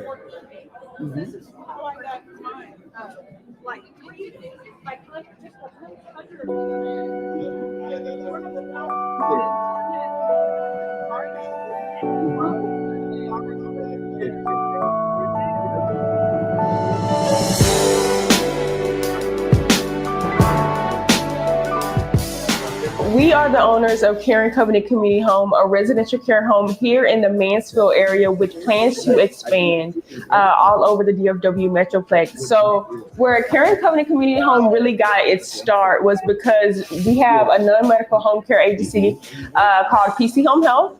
We've been doing that for 8 years, where we have caregivers go into the home and assist with bathing, grooming, meal prep, and all those things with our seniors. But we had families reach out to us and clients of our own that were saying, "Hey, Bree, Antoine, we need more help inside of the home. We need 24-hour support. We need caregivers around the clock." Back soon. Yeah, that's what I want to say. Back soon. We'll be back soon. And we were like, we can do that. That's not a problem. But It's going to come. it's going to be expensive. 24-hour care in the home, on the PC side, it costs up $500 a week. And that was putting immense pressure on the families to pay that bill. Pretty much how this works, we have shared and private rooms. So they go at different rates, and we work with you all on kind of what you all need. But they go at different rates. A shared room is where you're sharing another room with another individual that's in the home. And then a private room is where you have a room just for your loved one. What comes with that is care. So that means if there's bathing assistance that's needed, grooming, if there's any medication reminders, medication administration, if there's mobility assistance that's needed, medication prescription pickups, doctor's appointments, visits, whatever that's needed, we can do that here for you. We have home health and hospice come in as part of their care. Yes. And for those that don't have a PCP, guess what? We have a PCP that comes in to see your loved one. Yes. To take care of your loved one on the spot. We didn't want them to have to look out and go different places. We wanted it to have just to be a one-stop shop for them. We wanted to be affordable. Right. We wanted them to still get the quality of care they deserved, but we didn't want them to break the bank. And that was the biggest thing for us. And also the quality of care is a big thing, right? Yeah. The foundation of PC Home Health Care and Covenant on anything we do is loving thy neighbor as thyself. Treating people how we want to be treated. Right. And having your loved one come into a home like this, we want you to understand, Yeah. hey, that your loved one is our mother, your mother is our mother, your father is our father. So Right. that's how we treat them, with the love, dignity, and respect they deserve. Meals are super important, and we didn't want when they came here for it to feel like a hospital or just random foods. No, we wanted them to feel still have that sense of purpose, but also get the nutritious meals that they love and deserve, right? So we have a diabetic, cardiac, and low sodium diet here. We also have a chef that comes and prepares those meals, so they're not getting any generic meal that they, we just throw them. Right. They get to pick and choose what they want to eat, and also it's nutritious and healthy, and it tastes good too. And so that's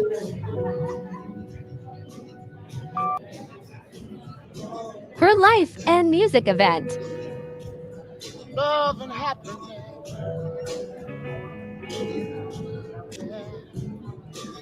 Something that can make you do wrong. Yeah.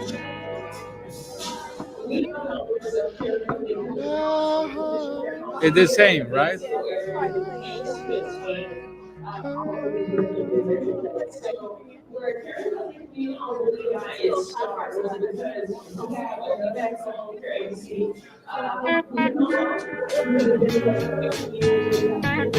Love and happiness. But wait a minute, there's something going wrong.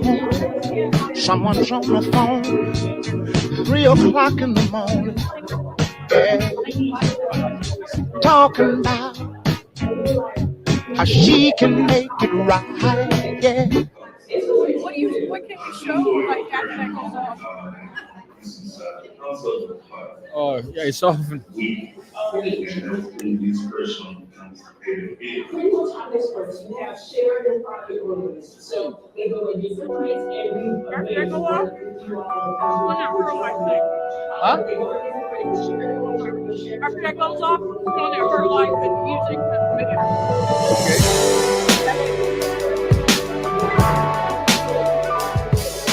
We are the owners of Caring Covenant Community Home, a residential care home here in the Mansfield area with plans to expand all over the DFW Metroplex. So where Caring Covenant Community Home really got its start was because we have a non-medical home care agency called PC Home Health. We've been doing that for 8 years, where we have caregivers go into the home and assist with bathing, grooming, meal prep, and all those things with our seniors. But we had families reach out to us and clients of our own that were saying, hey, Bree, Antoine, we need more help inside of the home. We need 24-hour support. We need caregivers around the clock. And we were like, we can do that. That's not a problem. But it's going to be expensive. 24-hour care in the home on the PC side. It costs up to $5,000 a week. And that was putting immense pressure on the families to pay their bill. Pretty much how this works, we have shared and private rooms. So they go at different rates, and we work with you all on kind of what you all need. But they go at different rates. A shared room is where you're sharing another room with another individual that's in the home. And then a private room is where you have a room just for your loved one. What comes with that is care. So that means if there's bathing assistance that's needed, grooming, if there's any medication reminders, medication administration, if there's mobility assistance that's needed, medication prescription pickups, doctor's appointments, visits, whatever that's needed, we can do that here for you. We have home health and hospice come in as part of their care. Yes. And for those that don't have a PCP, guess what? We have a PCP that comes in to see your loved one. Yes. To take care of your loved one on the spot. We didn't want them to have to look out and go different places. We wanted it to have just be a one-stop shop for them. We wanted to be affordable. Right. We wanted them to still get the quality of care they deserve, but we didn't want them to break the bank. And that was the biggest thing for us. And also the quality of care is a big thing, right? Yeah. The foundation of PC Home Health Care and Covenant on anything we do is loving our neighbors as ourselves. Treating people how we want to be treated. Right. And having your loved one come into a home like this, we want you to understand, Yeah. hey, that your loved one is our loved one. Your mother is our mother. Your father is our father. So Right. that's how we treat them, with the love, dignity, and respect they deserve. Meals are super important, and we didn't want when they came here for it to feel like a hospital or just random foods. No, we wanted them to feel, still have that sense of purpose, but also get the nutritious meals that they love and deserve, right? So we have a diabetic, cardiac, and low sodium diet here. We also have a chef that comes and prepares those meals. So they're not getting any generic meal that they, we just throw them. They get to pick and choose what they want to eat, and also it's nutritious and healthy, and it tastes good too. And so that's what we love about just that program that we have. We want them to thrive. So we have engagement of activities. So mind, body, soul, and spirit. We're catering to it all. So whether it's mental stimulation games, whether it's baking classes, maybe it's praise and worship or Bible study, whatever it may be, we want to engage the full body, and we want to make sure that they have purpose. This is not just a business. It's a call. It's a calling that God has blessed me with and my family with. Yeah, absolutely. Because we've been in your shoes. We understand what you're going through.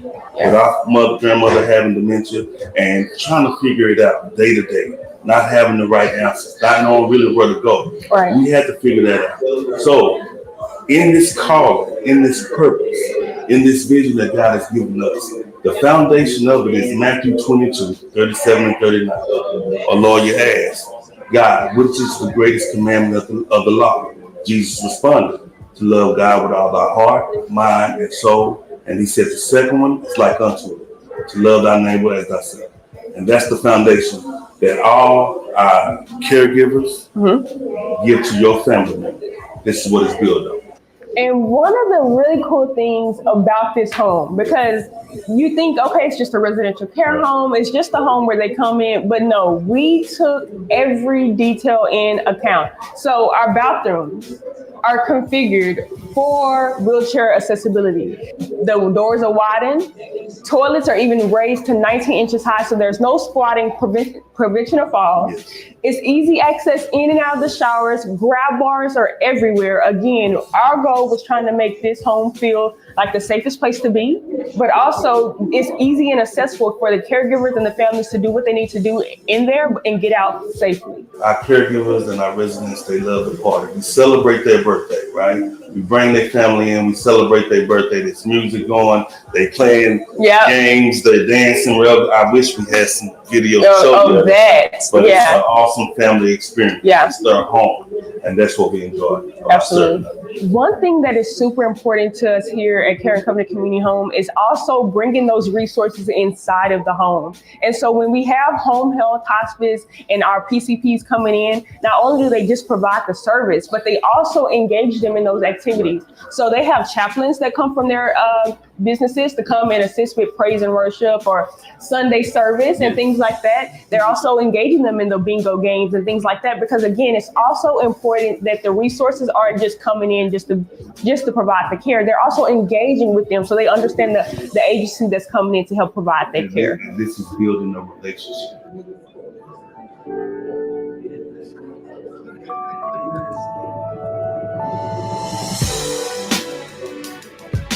From everything that you've heard today, if you know of a family, or maybe it's someone that's very close to you that needs these services, maybe it's home care, maybe it's one-on-one assistance within a residential care home, please, please, please remember that Caring Covenant Community Home is here for you all. You can come and tour. You just schedule a tour with us, come and visit our home, see what it's about, talk to the other residents here, get to know us and what we can provide for you and your family. Again, if you need anything, Caring Covenant Community Home is here for you.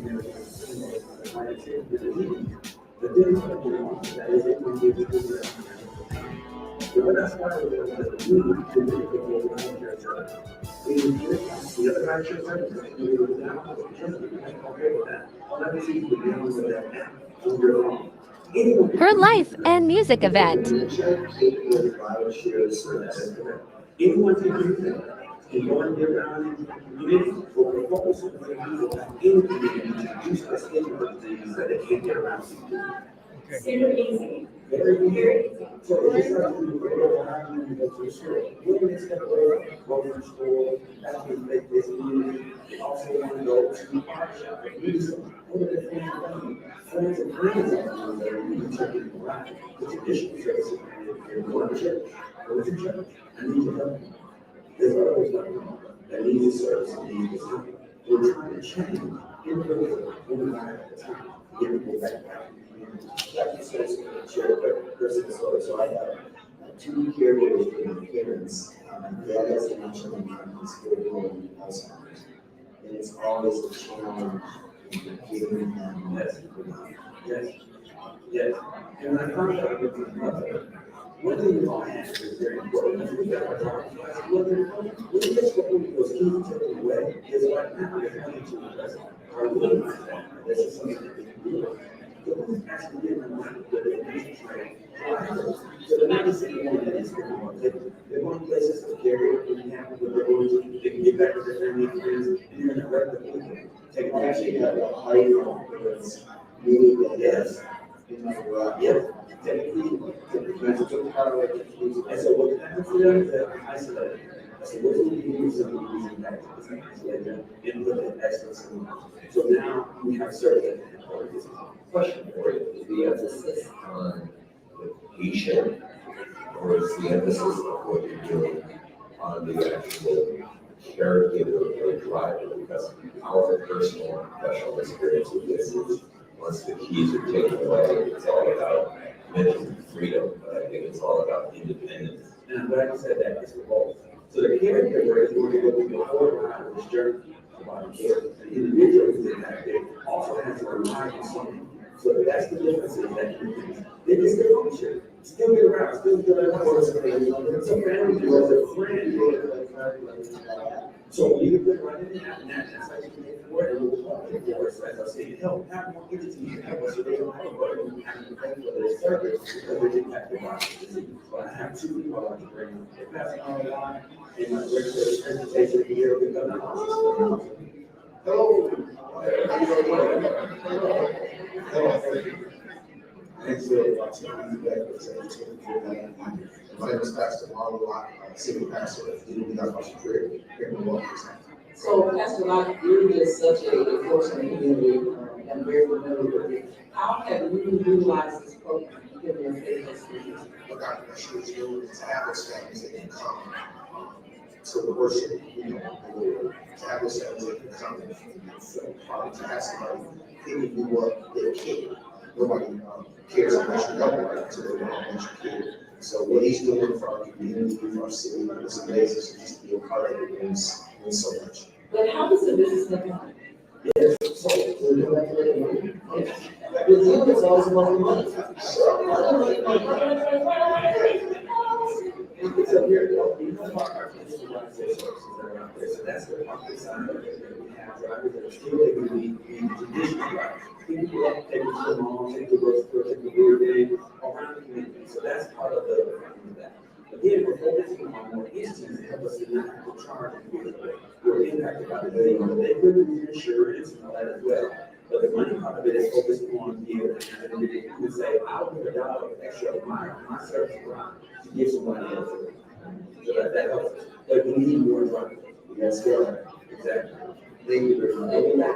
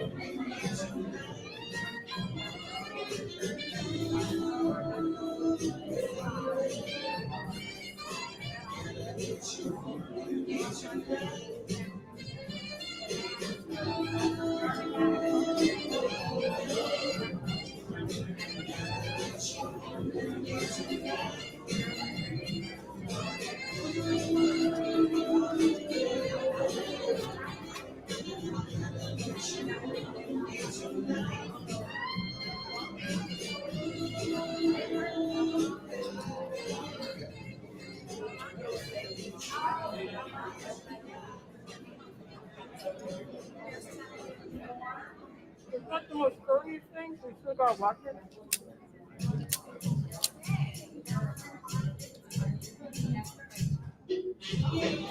That's all right. Turn to the right, it'll loosen it. Turn to the left, it'll tighten it.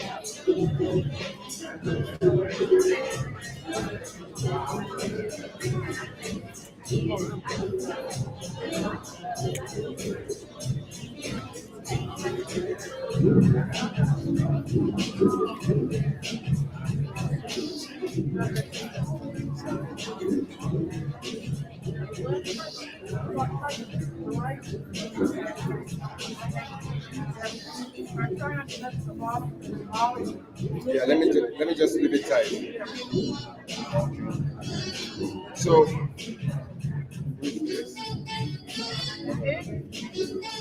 oh, no. Someone is calling me. Yeah, you gotta go. Yeah, I'll let you know. I'll let you know. Hello? 8 o'clock, yeah. Hello? Yeah, because you've got some of my stuff too. But you gotta go. I actually be okay because I'm recording. Yeah. Okay, see what I'm gonna do? Let me wait for the after the dance, the big dance there, because I think that's one of the big so because that's one of the main so after the dance, then probably I'll just stay like a few minutes for you, then I'll leave. Is that okay? Okay, yeah.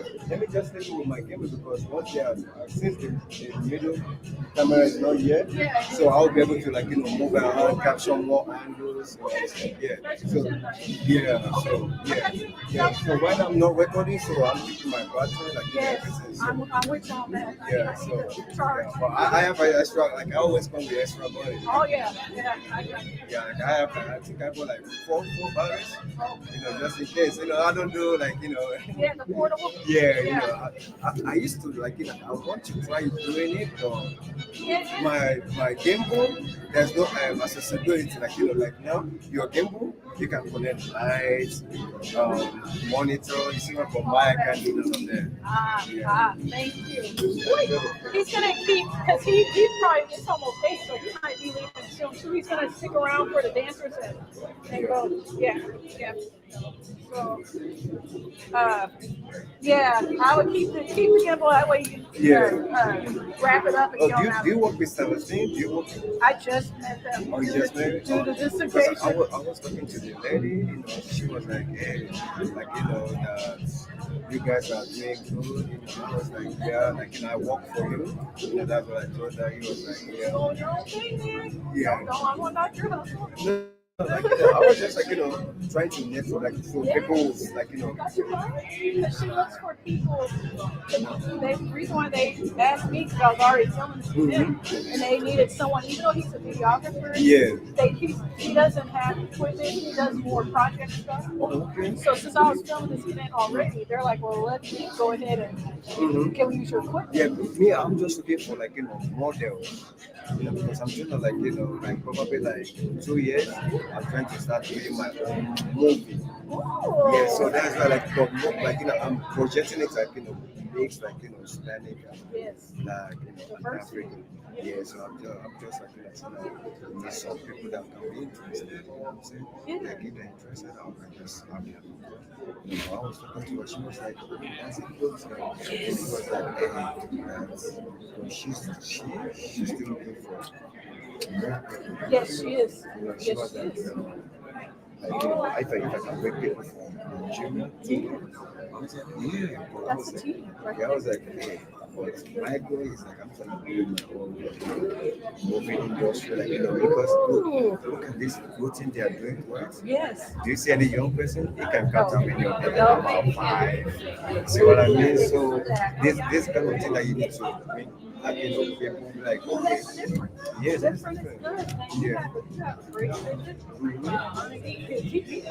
Yeah, sure. Like, you know, yeah, sure. Because like the thing is that it's hard for you to find people. That's the only problem I have. Like, you know, that's why, like, you know, I always, like, you know, try to network with people. You know, I don't know, some maybe I might talk to other people, like, oh, I have like 20 people that wants to, like, you know. I was like, okay, let's start the production. Hey, I don't have money, but We can work something. we can work something else. Got to start somewhere. Just put it on YouTube. I mean, once YouTube start paying, everybody will have their own share. Free advertising. Yeah. Yes. So, All the video. yeah. Yeah. Photography too. Yeah.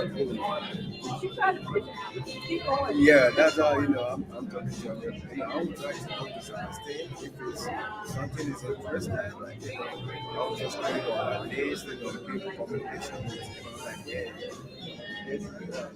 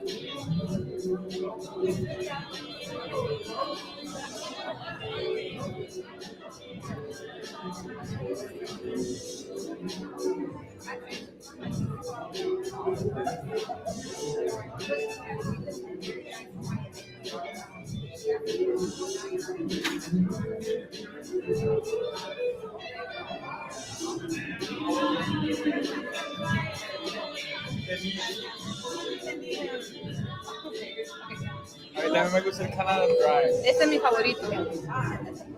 Pero y eso todo va a quedar grabado. Otra cosa que estos espacios así, no sé, ¿no? Como que son espacios muy largos para el streaming. Sí, y también no tienen como para posar. No tienen como horario fijo y que toda la información está en una hora y después se puede ir como free.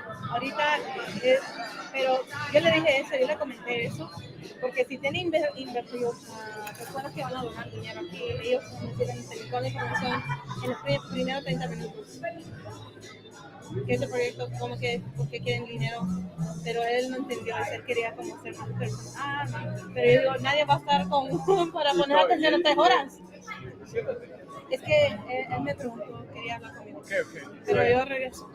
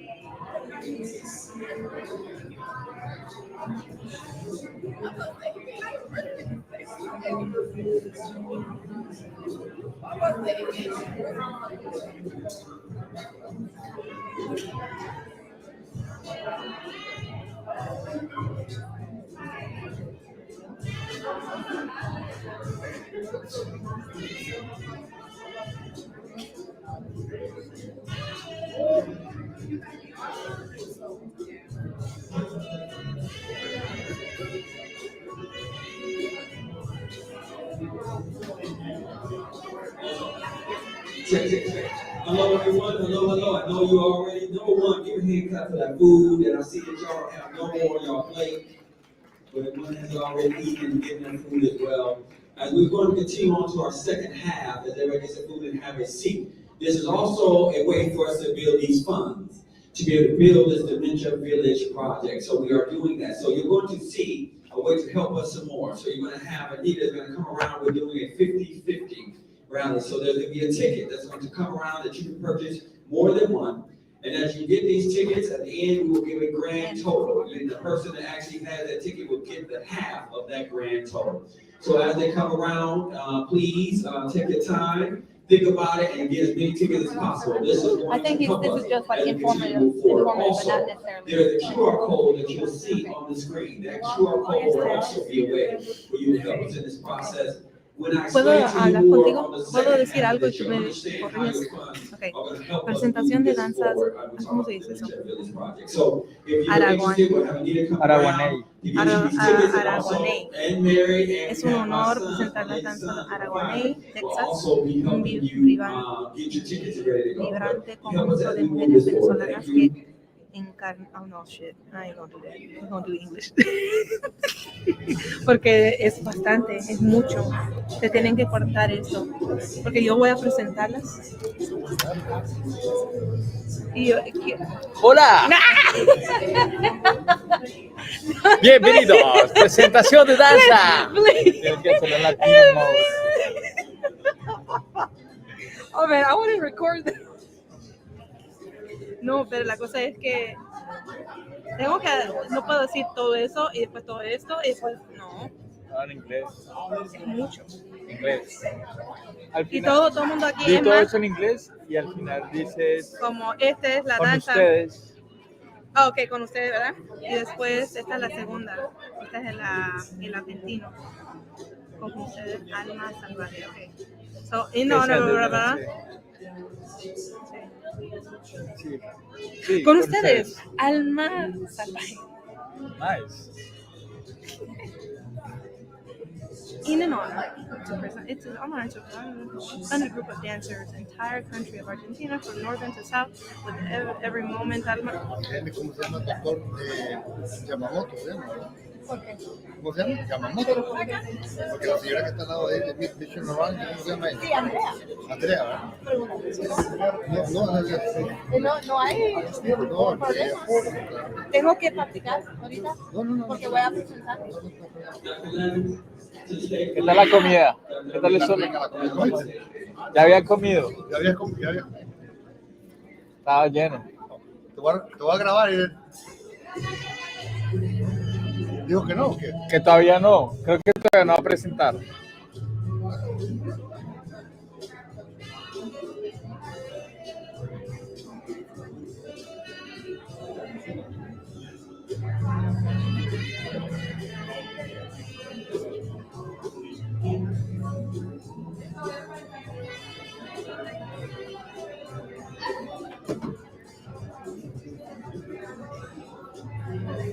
Eso es de mí, ¿no? Dime. Eso es de mí. Sí. Todo eso. Sí. Yo le dije que pillara un poquito más para probar yo. Y Te grabo. Hola. Vamos en 3 minutos. Sí. Yes. ¿Ah? It's too much. It's like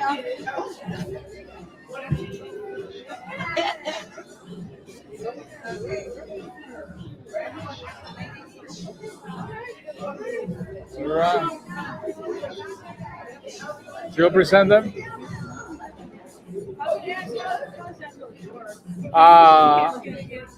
It's looking good. Yeah. Yeah. Okay. Okay.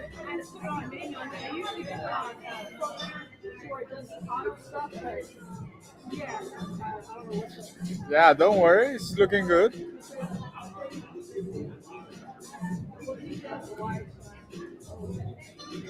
It's good. It's good.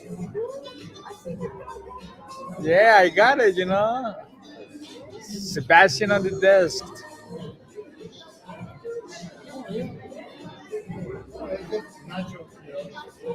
He ain't got 4 hands.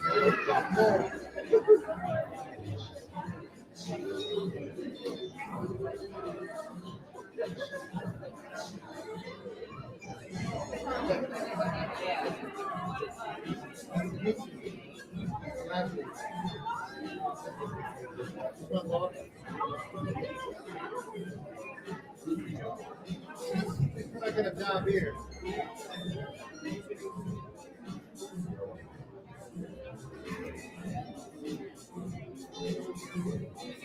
That's actually He's in the jazz band, you know.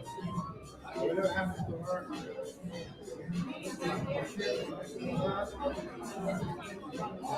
Right there, you just everything else.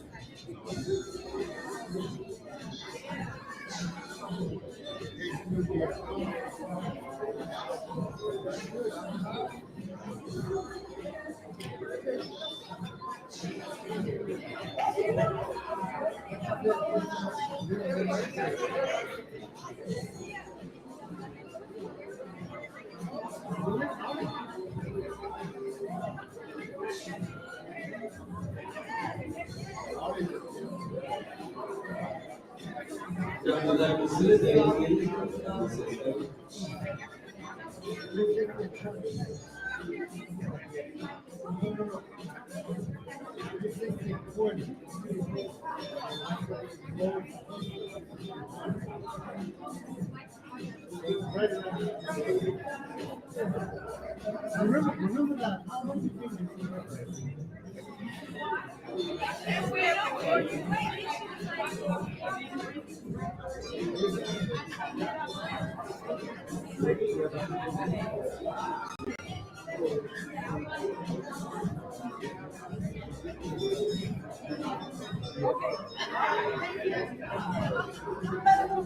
think Johnson Johnson?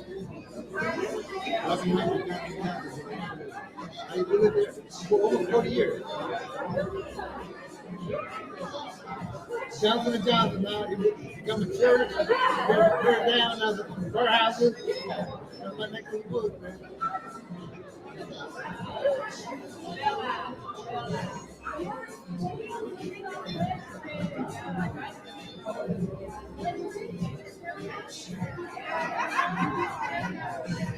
Check. All right, everyone. As people are still not included coming in, we're still moving this forward. I want you to understand when we start talking about serving all the community, we mean it. This event that we're going to start going into, we talk about the music. That's one component of it. We do talk about how the arts and also is also protected in the brain. This is the science. When we start talking about having this conversation, we talk about the science, how the brain is protected. It has protective factors in it. Music is one protective factor. The arts is also a protective factor. And so we incorporate this for people to understand that these are tools that you can use. It's not just us enjoying ourselves and dancing and singing. I will tell you very much, you know that we love some music, right? We love dancing, right? But that is important to also deal with the heart rate to get your body moving, to get more oxygen and blood to the brain. So we do want to understand, when we talk about people of color doing this work, that's what we do. So I wanted to bring up again, Dr. Irene Ladler, to show the other component to her life in music, and what we're also bringing to the community as well.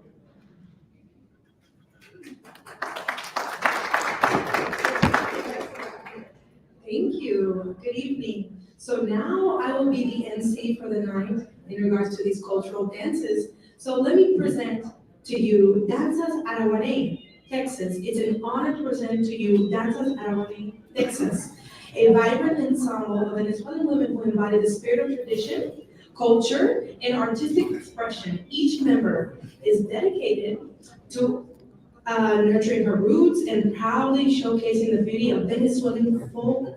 Hey, I lose connection. The Araguaney is I lost Venezuelan connection national of that one. tree, Yeah. symbolizing Oh, now, life, yeah. growth, strength, and color, beauty, and resilience. Ladies and gentlemen, tonight Danza Araguaney represents their signature dance, La Quiupa, a journey through the diverse landscape of Venezuela. Please join me in welcoming Danzas Araguaney. Con ustedes, Grupo Araguaney, Texas.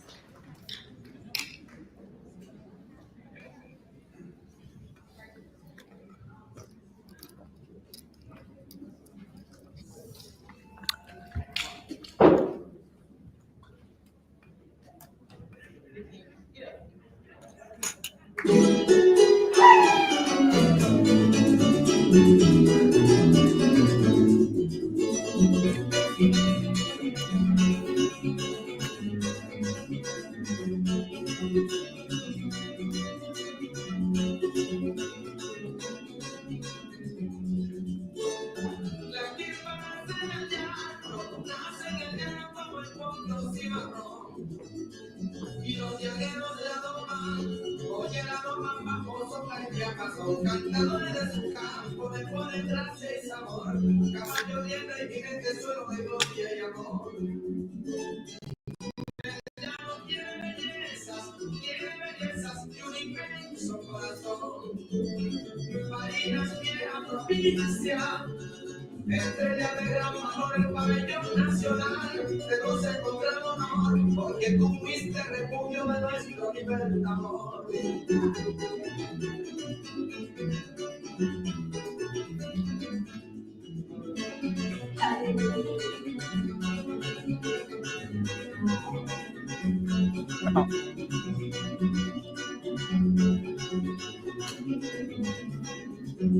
El bonito y el amor, sinceramente tiene mucho para contar. Libera del Ribalauca, que será del medio y entero de Caraguán. Sus lazos están estrechos a un viejo camino real que conduce por la diosa a la puerta de San Juan.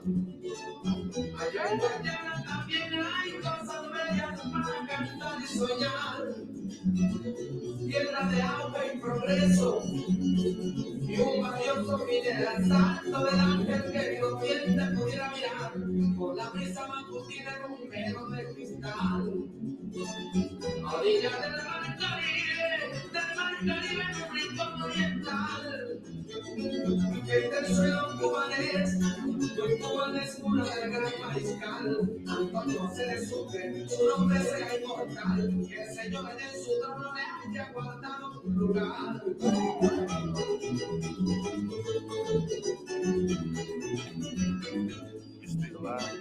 Yes.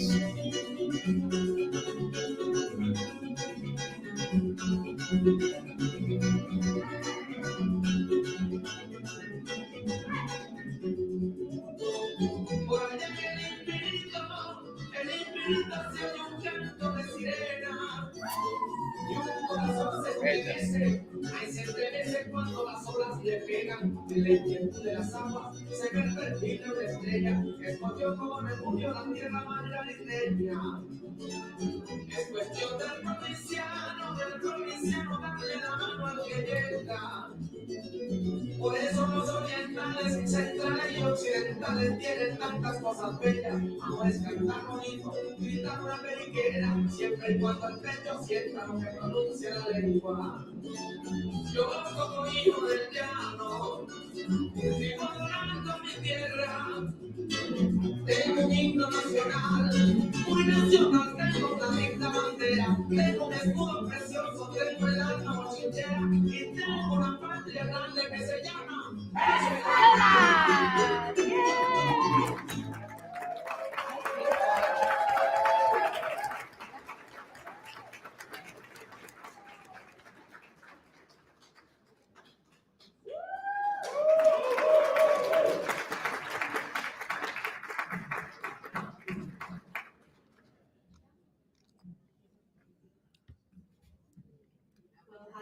How did you guys think? What did you think? Venezuela is a country that if you are internationally aware of what's going on, there's a lot of turmoil there. And the fact that they're able to present today is an honor and a showcase of their resilience as a country. So, our second presentation, it's an honor to present Alma Salvaje, a talented group of dancers representing the entire country of Argentina, North and South. With every moment, Alma Salvaje invites us to journey through Argentina's diverse regions, showcasing riches of its tradition, the passion of its people, and beauty of its roots. Get ready to enjoy a vibrant performance that captures the spirit and essence of Argentinian culture. Please welcome Alma Salvaje. Con ustedes, Alma Salvaje.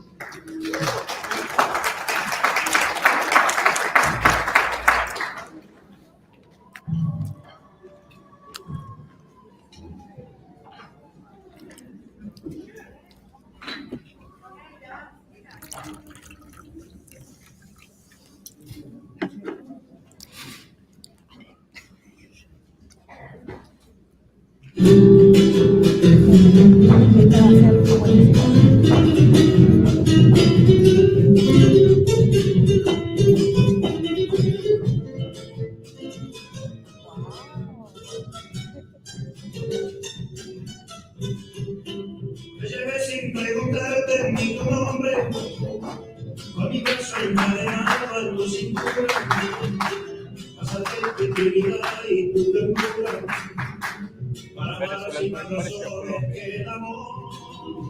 Nos besamos sin decir una palabra, fuimos cómplices callado de verano, y mis manos temblorosas se quemaron, seducidas por el fuego de tu piel. Con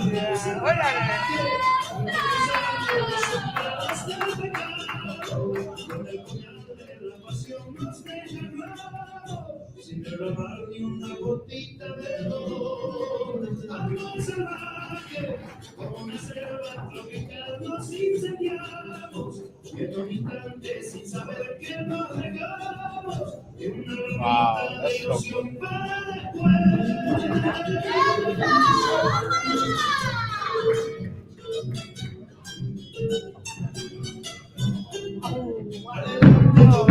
entre las horas, deja tu cuerpo entero con mis besos, y atrapado por las patas de tu pecho, por el cálido gemido de tu voz, iluminados en el monstruo del deseo, sin frontera por la noche nos vamos, y no digo la madrugada como quieras, revelados y diciéndonos adiós. Amor salvaje, juntos cruzamos los umbrales del pecado, con el puñal de la pasión nos pegamos, sin derramar una gotita de dolor. Amor salvaje, como una selva tropical, nos incendiamos, y en un instante sin saber que nos dejamos, y una rápida discusión para el cuerpo. mar salvaje, junto cruzamos los umbrales del pecado, con el puñal de la pasión nos desgarramos, sin derramar una gotita de dolor. You know what I mean? Yeah, I know exactly what you mean. You know, we need to have a wire that we can put in. I have enough money in the budget that you help me with. We'll buy it.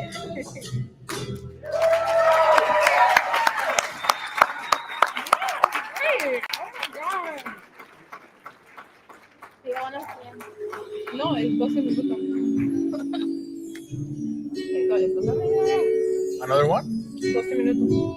Esta noche, pensando en ti, mi amor, he escrito esta samba donde te habla mi corazón. Eres el aire que respiro, eres todo aquello que persigo. En toma de mi mano caminemos sin destino y hagamos un eclipse entre tu amor y el mío. No dejar ni un segundo de admirar toda esa belleza que tú brindas al danzar. Y junto a tu pañuelo vuelas tan alto que te metes en mis sueños. Eres pájaro libre como un belloso sal, volando siempre en busca de tus sueños. Bailemos esta samba, vamos a eternidad, juntemos nuestros cuerpos sin rumbos ni fronteras. Mi vida está en tus manos, sin miedo a arriesgar. Solo te pido que no me sueltes jamás. Acariciar tu cuerpo es igual que acariciar al cielo, las estrellas y mucho más.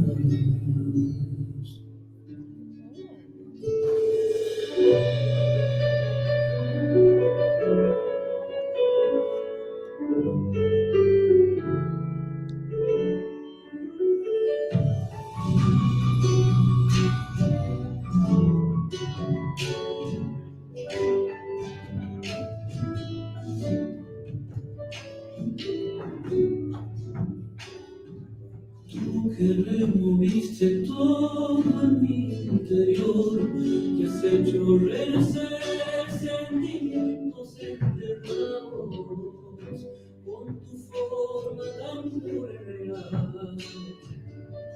Mi mariposa, bella, única y especial, perdón si te he cruzado, pero es mi forma de expresar que hoy gracias a ti he vuelto a amar. Me encuentro perdido en tu sonrisa, en tu forma de hablar y esas caricias que brizan. Puedes solo mirarte. Vuelo a otro mundo donde no existe más nadie. Mujer amada mía, deseo a mis días juntar los números tuyos de por vida. Bailemos esta samba y hagamos la eternidad. Juntemos nuestros cuerpos sin rumbo ni fronteras. Mi vida está en tus manos, sin miedo a arriesgar. Solo te pido que no me sueltes jamás. Acariciar tu cuerpo es igual que acariciar al cielo, las estrellas y mucho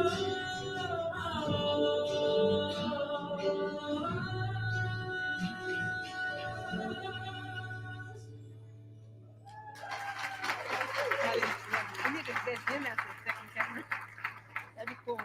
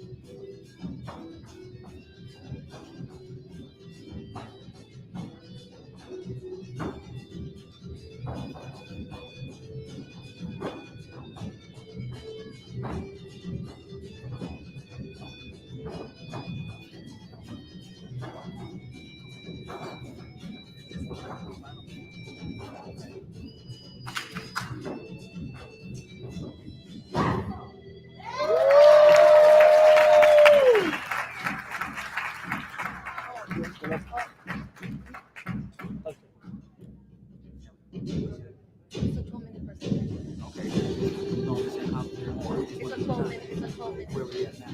I don't know. Whenever I spit from there, 12 minutes. Okay. Uy. Así te voy a hacer.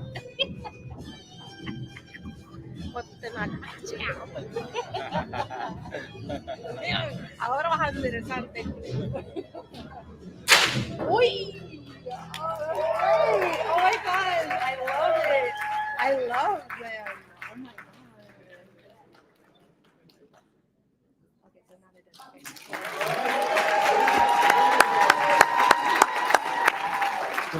¿Tú los contrataste a ellos o tú los buscaste o tú les buscó? Ana, ¿Cuáles son? yo la conocí en esta noche. Que tú estabas haciendo de videography. ¿Tú la conociste ahí? Yeah.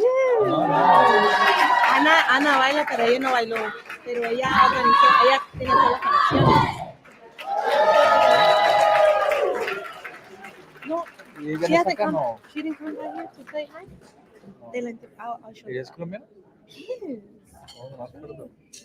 Y'all give them a hand for that, please. I didn't know that. All right. I want to show you. Remember, I talked about the science. How the brain. Now you saw everything that they were doing.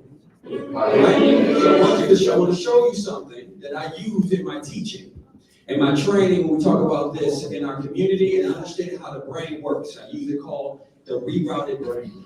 When we say protective factor, I want you to see this. As some have probably already seen this. When I saw it, I said that makes sense. All right, can you ready to it? I'm just talking. The right. So we talk about protective brain. When we do things, everything who we are embeds in us. When we show this clip, you'll understand why we wanted to make sure that you saw these individuals dancing. Show the clip, y'all.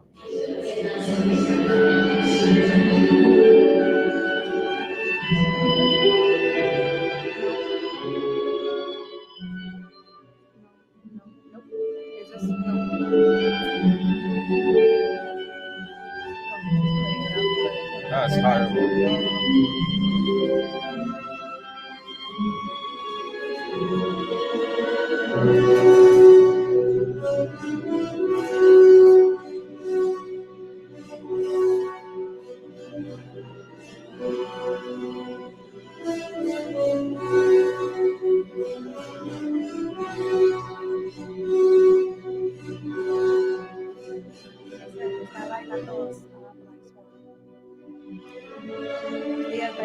¿Era bailarina? ¿Esa es ella? Estaba bailando su danza, porque ella se recuerda de eso.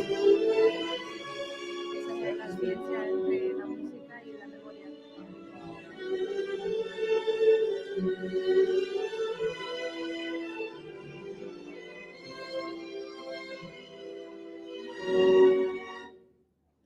Without you to see that, you see how the power of the brain holds. She was still in that chair and knew she was a ballerina in her mind and made her body move in that capacity. So those are the things that we have. These are the things that we're doing to make sure to let people know the person is still in there. They're not just a disease, they're who they are, who they created, their memories and all of those pieces, and the music's helped us do that. So we're also still going into talking about how we're building the villages. And so now we're going to start talking about a few more people, and then we're going to get to the dancing and get to enjoy our music, okay, y'all? Because I know y'all ate that food. And after I eat y'all food, we gotta also have our body to now process that food. The best way to get that food processed is through movement, all right? So let's go ahead and talk about that next. All right, wasn't that amazing, everyone? And just remembering those moves, just amazing. And so part of that, and I wanted you to really pick out the man kissing her hand. That's a caregiver. That's someone stepping into their role, urging her to be who she once was, right? And so that's what we want to do right now. We want to award some caregivers in the room right now. This first caregiver that we're going to award is very near and dear to myself and Antoine. We started, and I fact checked it, Ms. Hartless. We started with her July 2019. Her husband had Parkinson's. He flew B-52 to the Vietnam War, and he had Parkinson's associated dementia. We was with that family up until his dying days. about a couple weeks ago. And so I want to explain a little bit about Ms. Harless and who she is. She is a giver, if I ever knew a giver. Day in and day out, she was a primary caregiver for her husband, Mr. Harless. It was, Mr. Harless had a saying, when we came in, hey, Mr. Harless, how you doing? If I was any better, you wouldn't be here. And that's literally because Ms. Harless was stepping in day every day. She came and she said, hey, this is what I have to do. She retired as a nurse at the VA and said, hey, I'm taking this home 24/7. She stepped into that role with the help of us inside the home with our caregivers coming in, and she is just a phenomenal woman. And so we want to give her flowers today. And so if Ms. Kathleen Harless could please come up here and just honor you for this moment. Please give her a hand. Va a ser caribeño porque los jamaqueños usan eso. Jerk chicken.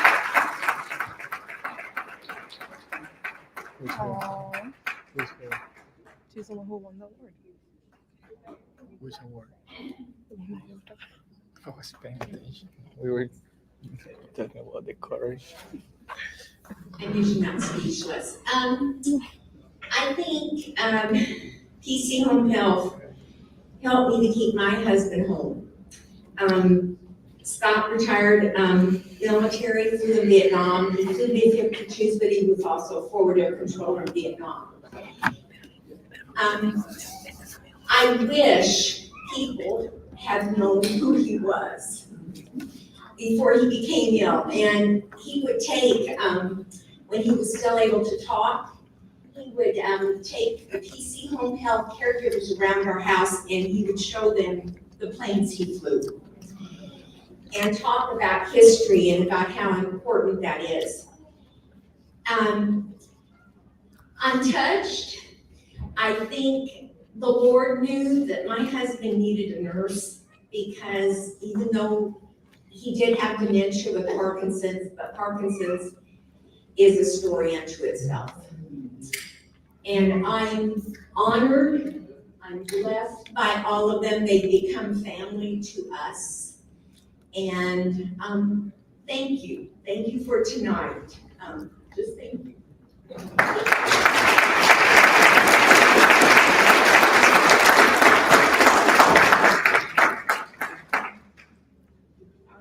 Awesome. And then the next person that we want to honor tonight she's very dear to us. She is the City of Dallas Seniors Affairs Commissioner. She serves on a 15-member advisory board to the City Council, appointed by the mayor and City Council to help ensure the provision of services to the elderly. She is connected with Texas Outreach Network, Dallas Hunger Summit, Senior Hunger Summit, Long-Term Care Ombudsman with the Senior Source, and has memberships with the City of Dallas Senior Affairs Commission. We would absolutely love to honor Ms. Debbie Austin tonight. Please stand up. I need y'all to talk about, come on up here. I was running from you.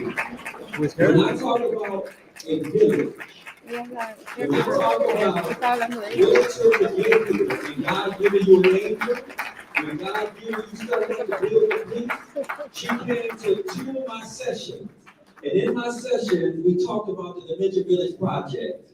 From that day, she has not stopped connecting me to everyone that you see today that made this happen. I want you all to know we're giving her flowers today. I love you. I appreciate you so much. When I say, when I pray, sometimes we call and each other, encourage each other in this work. She is everywhere. When I go somewhere, she's already there. If I'm not there, she's telling me to get there. And when I tell you that she's a gem in this state, in this city, she is. So we're giving your flowers today. She said, what am I going to say?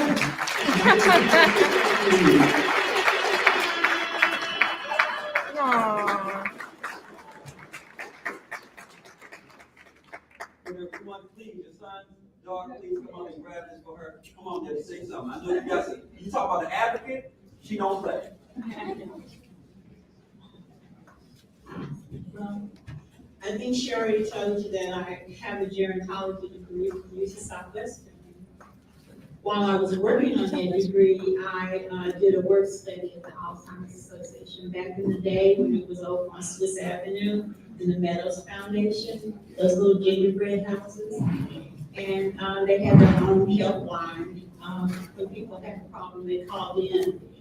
And we kind of guided them through resources and listened and cared, gave them hope.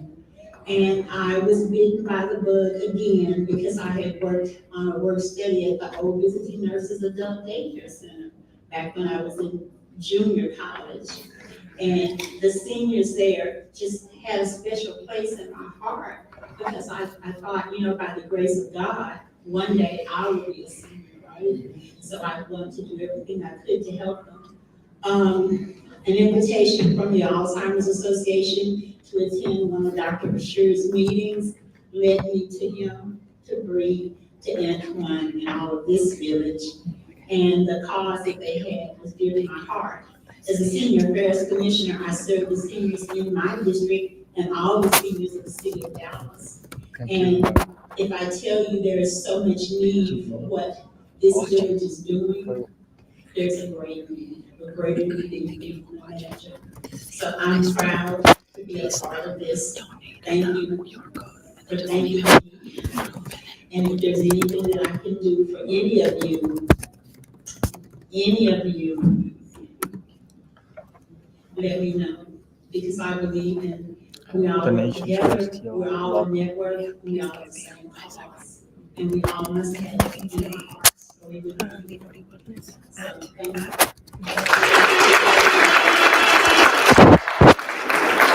First this, ¿no? Pues ya mezclando. Es que eso es lo único que vas a hacer en el show, right?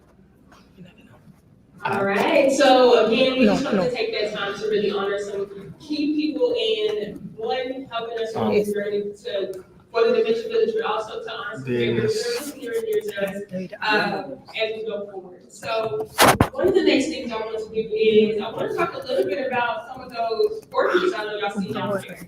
There are beautiful black and white portraits that are on display for everybody, but that has a really, really big story. And I want to bring up Ms. Veronica Shanklin to tell you a little bit about what that is. So Veronica started a 501c3 named Dementia Care Warriors, and it is her goal to bring resources, education, and supports to family caregivers throughout the DFW Metroplex. So please give a round of applause for Veronica Shanklin.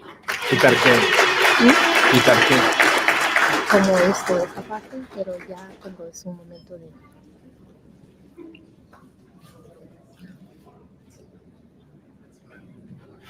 Good evening. Thank you to Dr. Easter from Mentally Minded. Thank you to Antoine and Bree of PC Home Health for having us here this evening. And thank you to all the caregivers in the room for all the work that you do. I promise I won't hold y'all long. I just want to tell you a quick story. I was 34 years old, living my best life as a young single bachelorette in the big city. Originally from Dallas, I had moved to Chicago 10 years prior. I worked at a big-time advertising agency, traveling the country, doing events with major brands and celebrities. I built this incredible professional network, made lifelong friends, and was pretty content. My life was a mix of spontaneity, adventure, and limitless possibilities. I was single, I had no kids, I was free to go anywhere in the world I wanted to. Over time, I started coming home back to Dallas to visit and check in on my mom and grandma. Both my grandmother who had Alzheimer's and both my grandfather who had Alzheimer's and my father who had cancer had passed away a few years earlier. And my grandmother now had Alzheimer's and had moved in with my mom, and my mom was her primary caregiver. I noticed that my mom was struggling taking care of my grandmother, but I figured her issues were just from the stress of her job as the manager of her credit union. It wasn't until I got a phone call that I realized just how bad it was. My mom called me and said she was following an ambulance to the hospital with my grandmother. My grandmother had been in a family friend's house while my mom was at work, and she had gotten so worked up and ready to leave that she had become angry and inconsolable and anxious. When my mom arrived, my grandmother physically lashed out at her for the first time ever and ended up having a seizure. Over the next 24 hours on the phone with my mom from Chicago, it was clear that she had no control over the situation. She couldn't really give clear answers to questions I was asking, and she wasn't really sure what was going on. I think she was traumatized, and all she knew was that she was not ready for my grandmother to come back home. So I dropped everything, rescheduled my meetings for that week, and flew home and basically took over. The medical team informed me that my grandmother had a number of issues and I didn't know anything about them. One thing was clear, my mother was not ready for my grandmother to come home. She was traumatized from my grandmother's episode, and so I talked to doctors and nurses and eventually a social worker that offered the option of having my grandmother go to a skilled nursing facility. She handed me a thick stack of papers that listed facilities all over Dallas and told me I had 24 hours to pick one. I knew nothing about nursing homes, nothing about Alzheimer's, I knew nothing about old people, but it didn't matter. These were the cards I was dealt, and I was the one chosen to play them. And 1 year later, my mom got the official diagnosis of what had clearly been going on for a while, the beginning of her own journey with Alzheimer's. My name is Veronica Shanklin, and I'm a full-time caregiver. I'm also a daughter, a granddaughter, a friend, a caregiver advocate, an educator, and the founder and CEO of Dementia Care Warriors. I recognize that we as dementia caregivers struggle and are unprepared and ill-equipped to care for our loved ones with Alzheimer's or related dementia. I am passionate about helping caregivers navigate this difficult journey with practical resources and support that help them thrive in their role. So I wanted to share a little bit about my story and how I ended up here with you today. The beginning of my caregiving journey and the beginning of my life taking a major detour, leading me down a path I could have never predicted, a path that would transform my life in ways I could never imagine, a path called caregiving.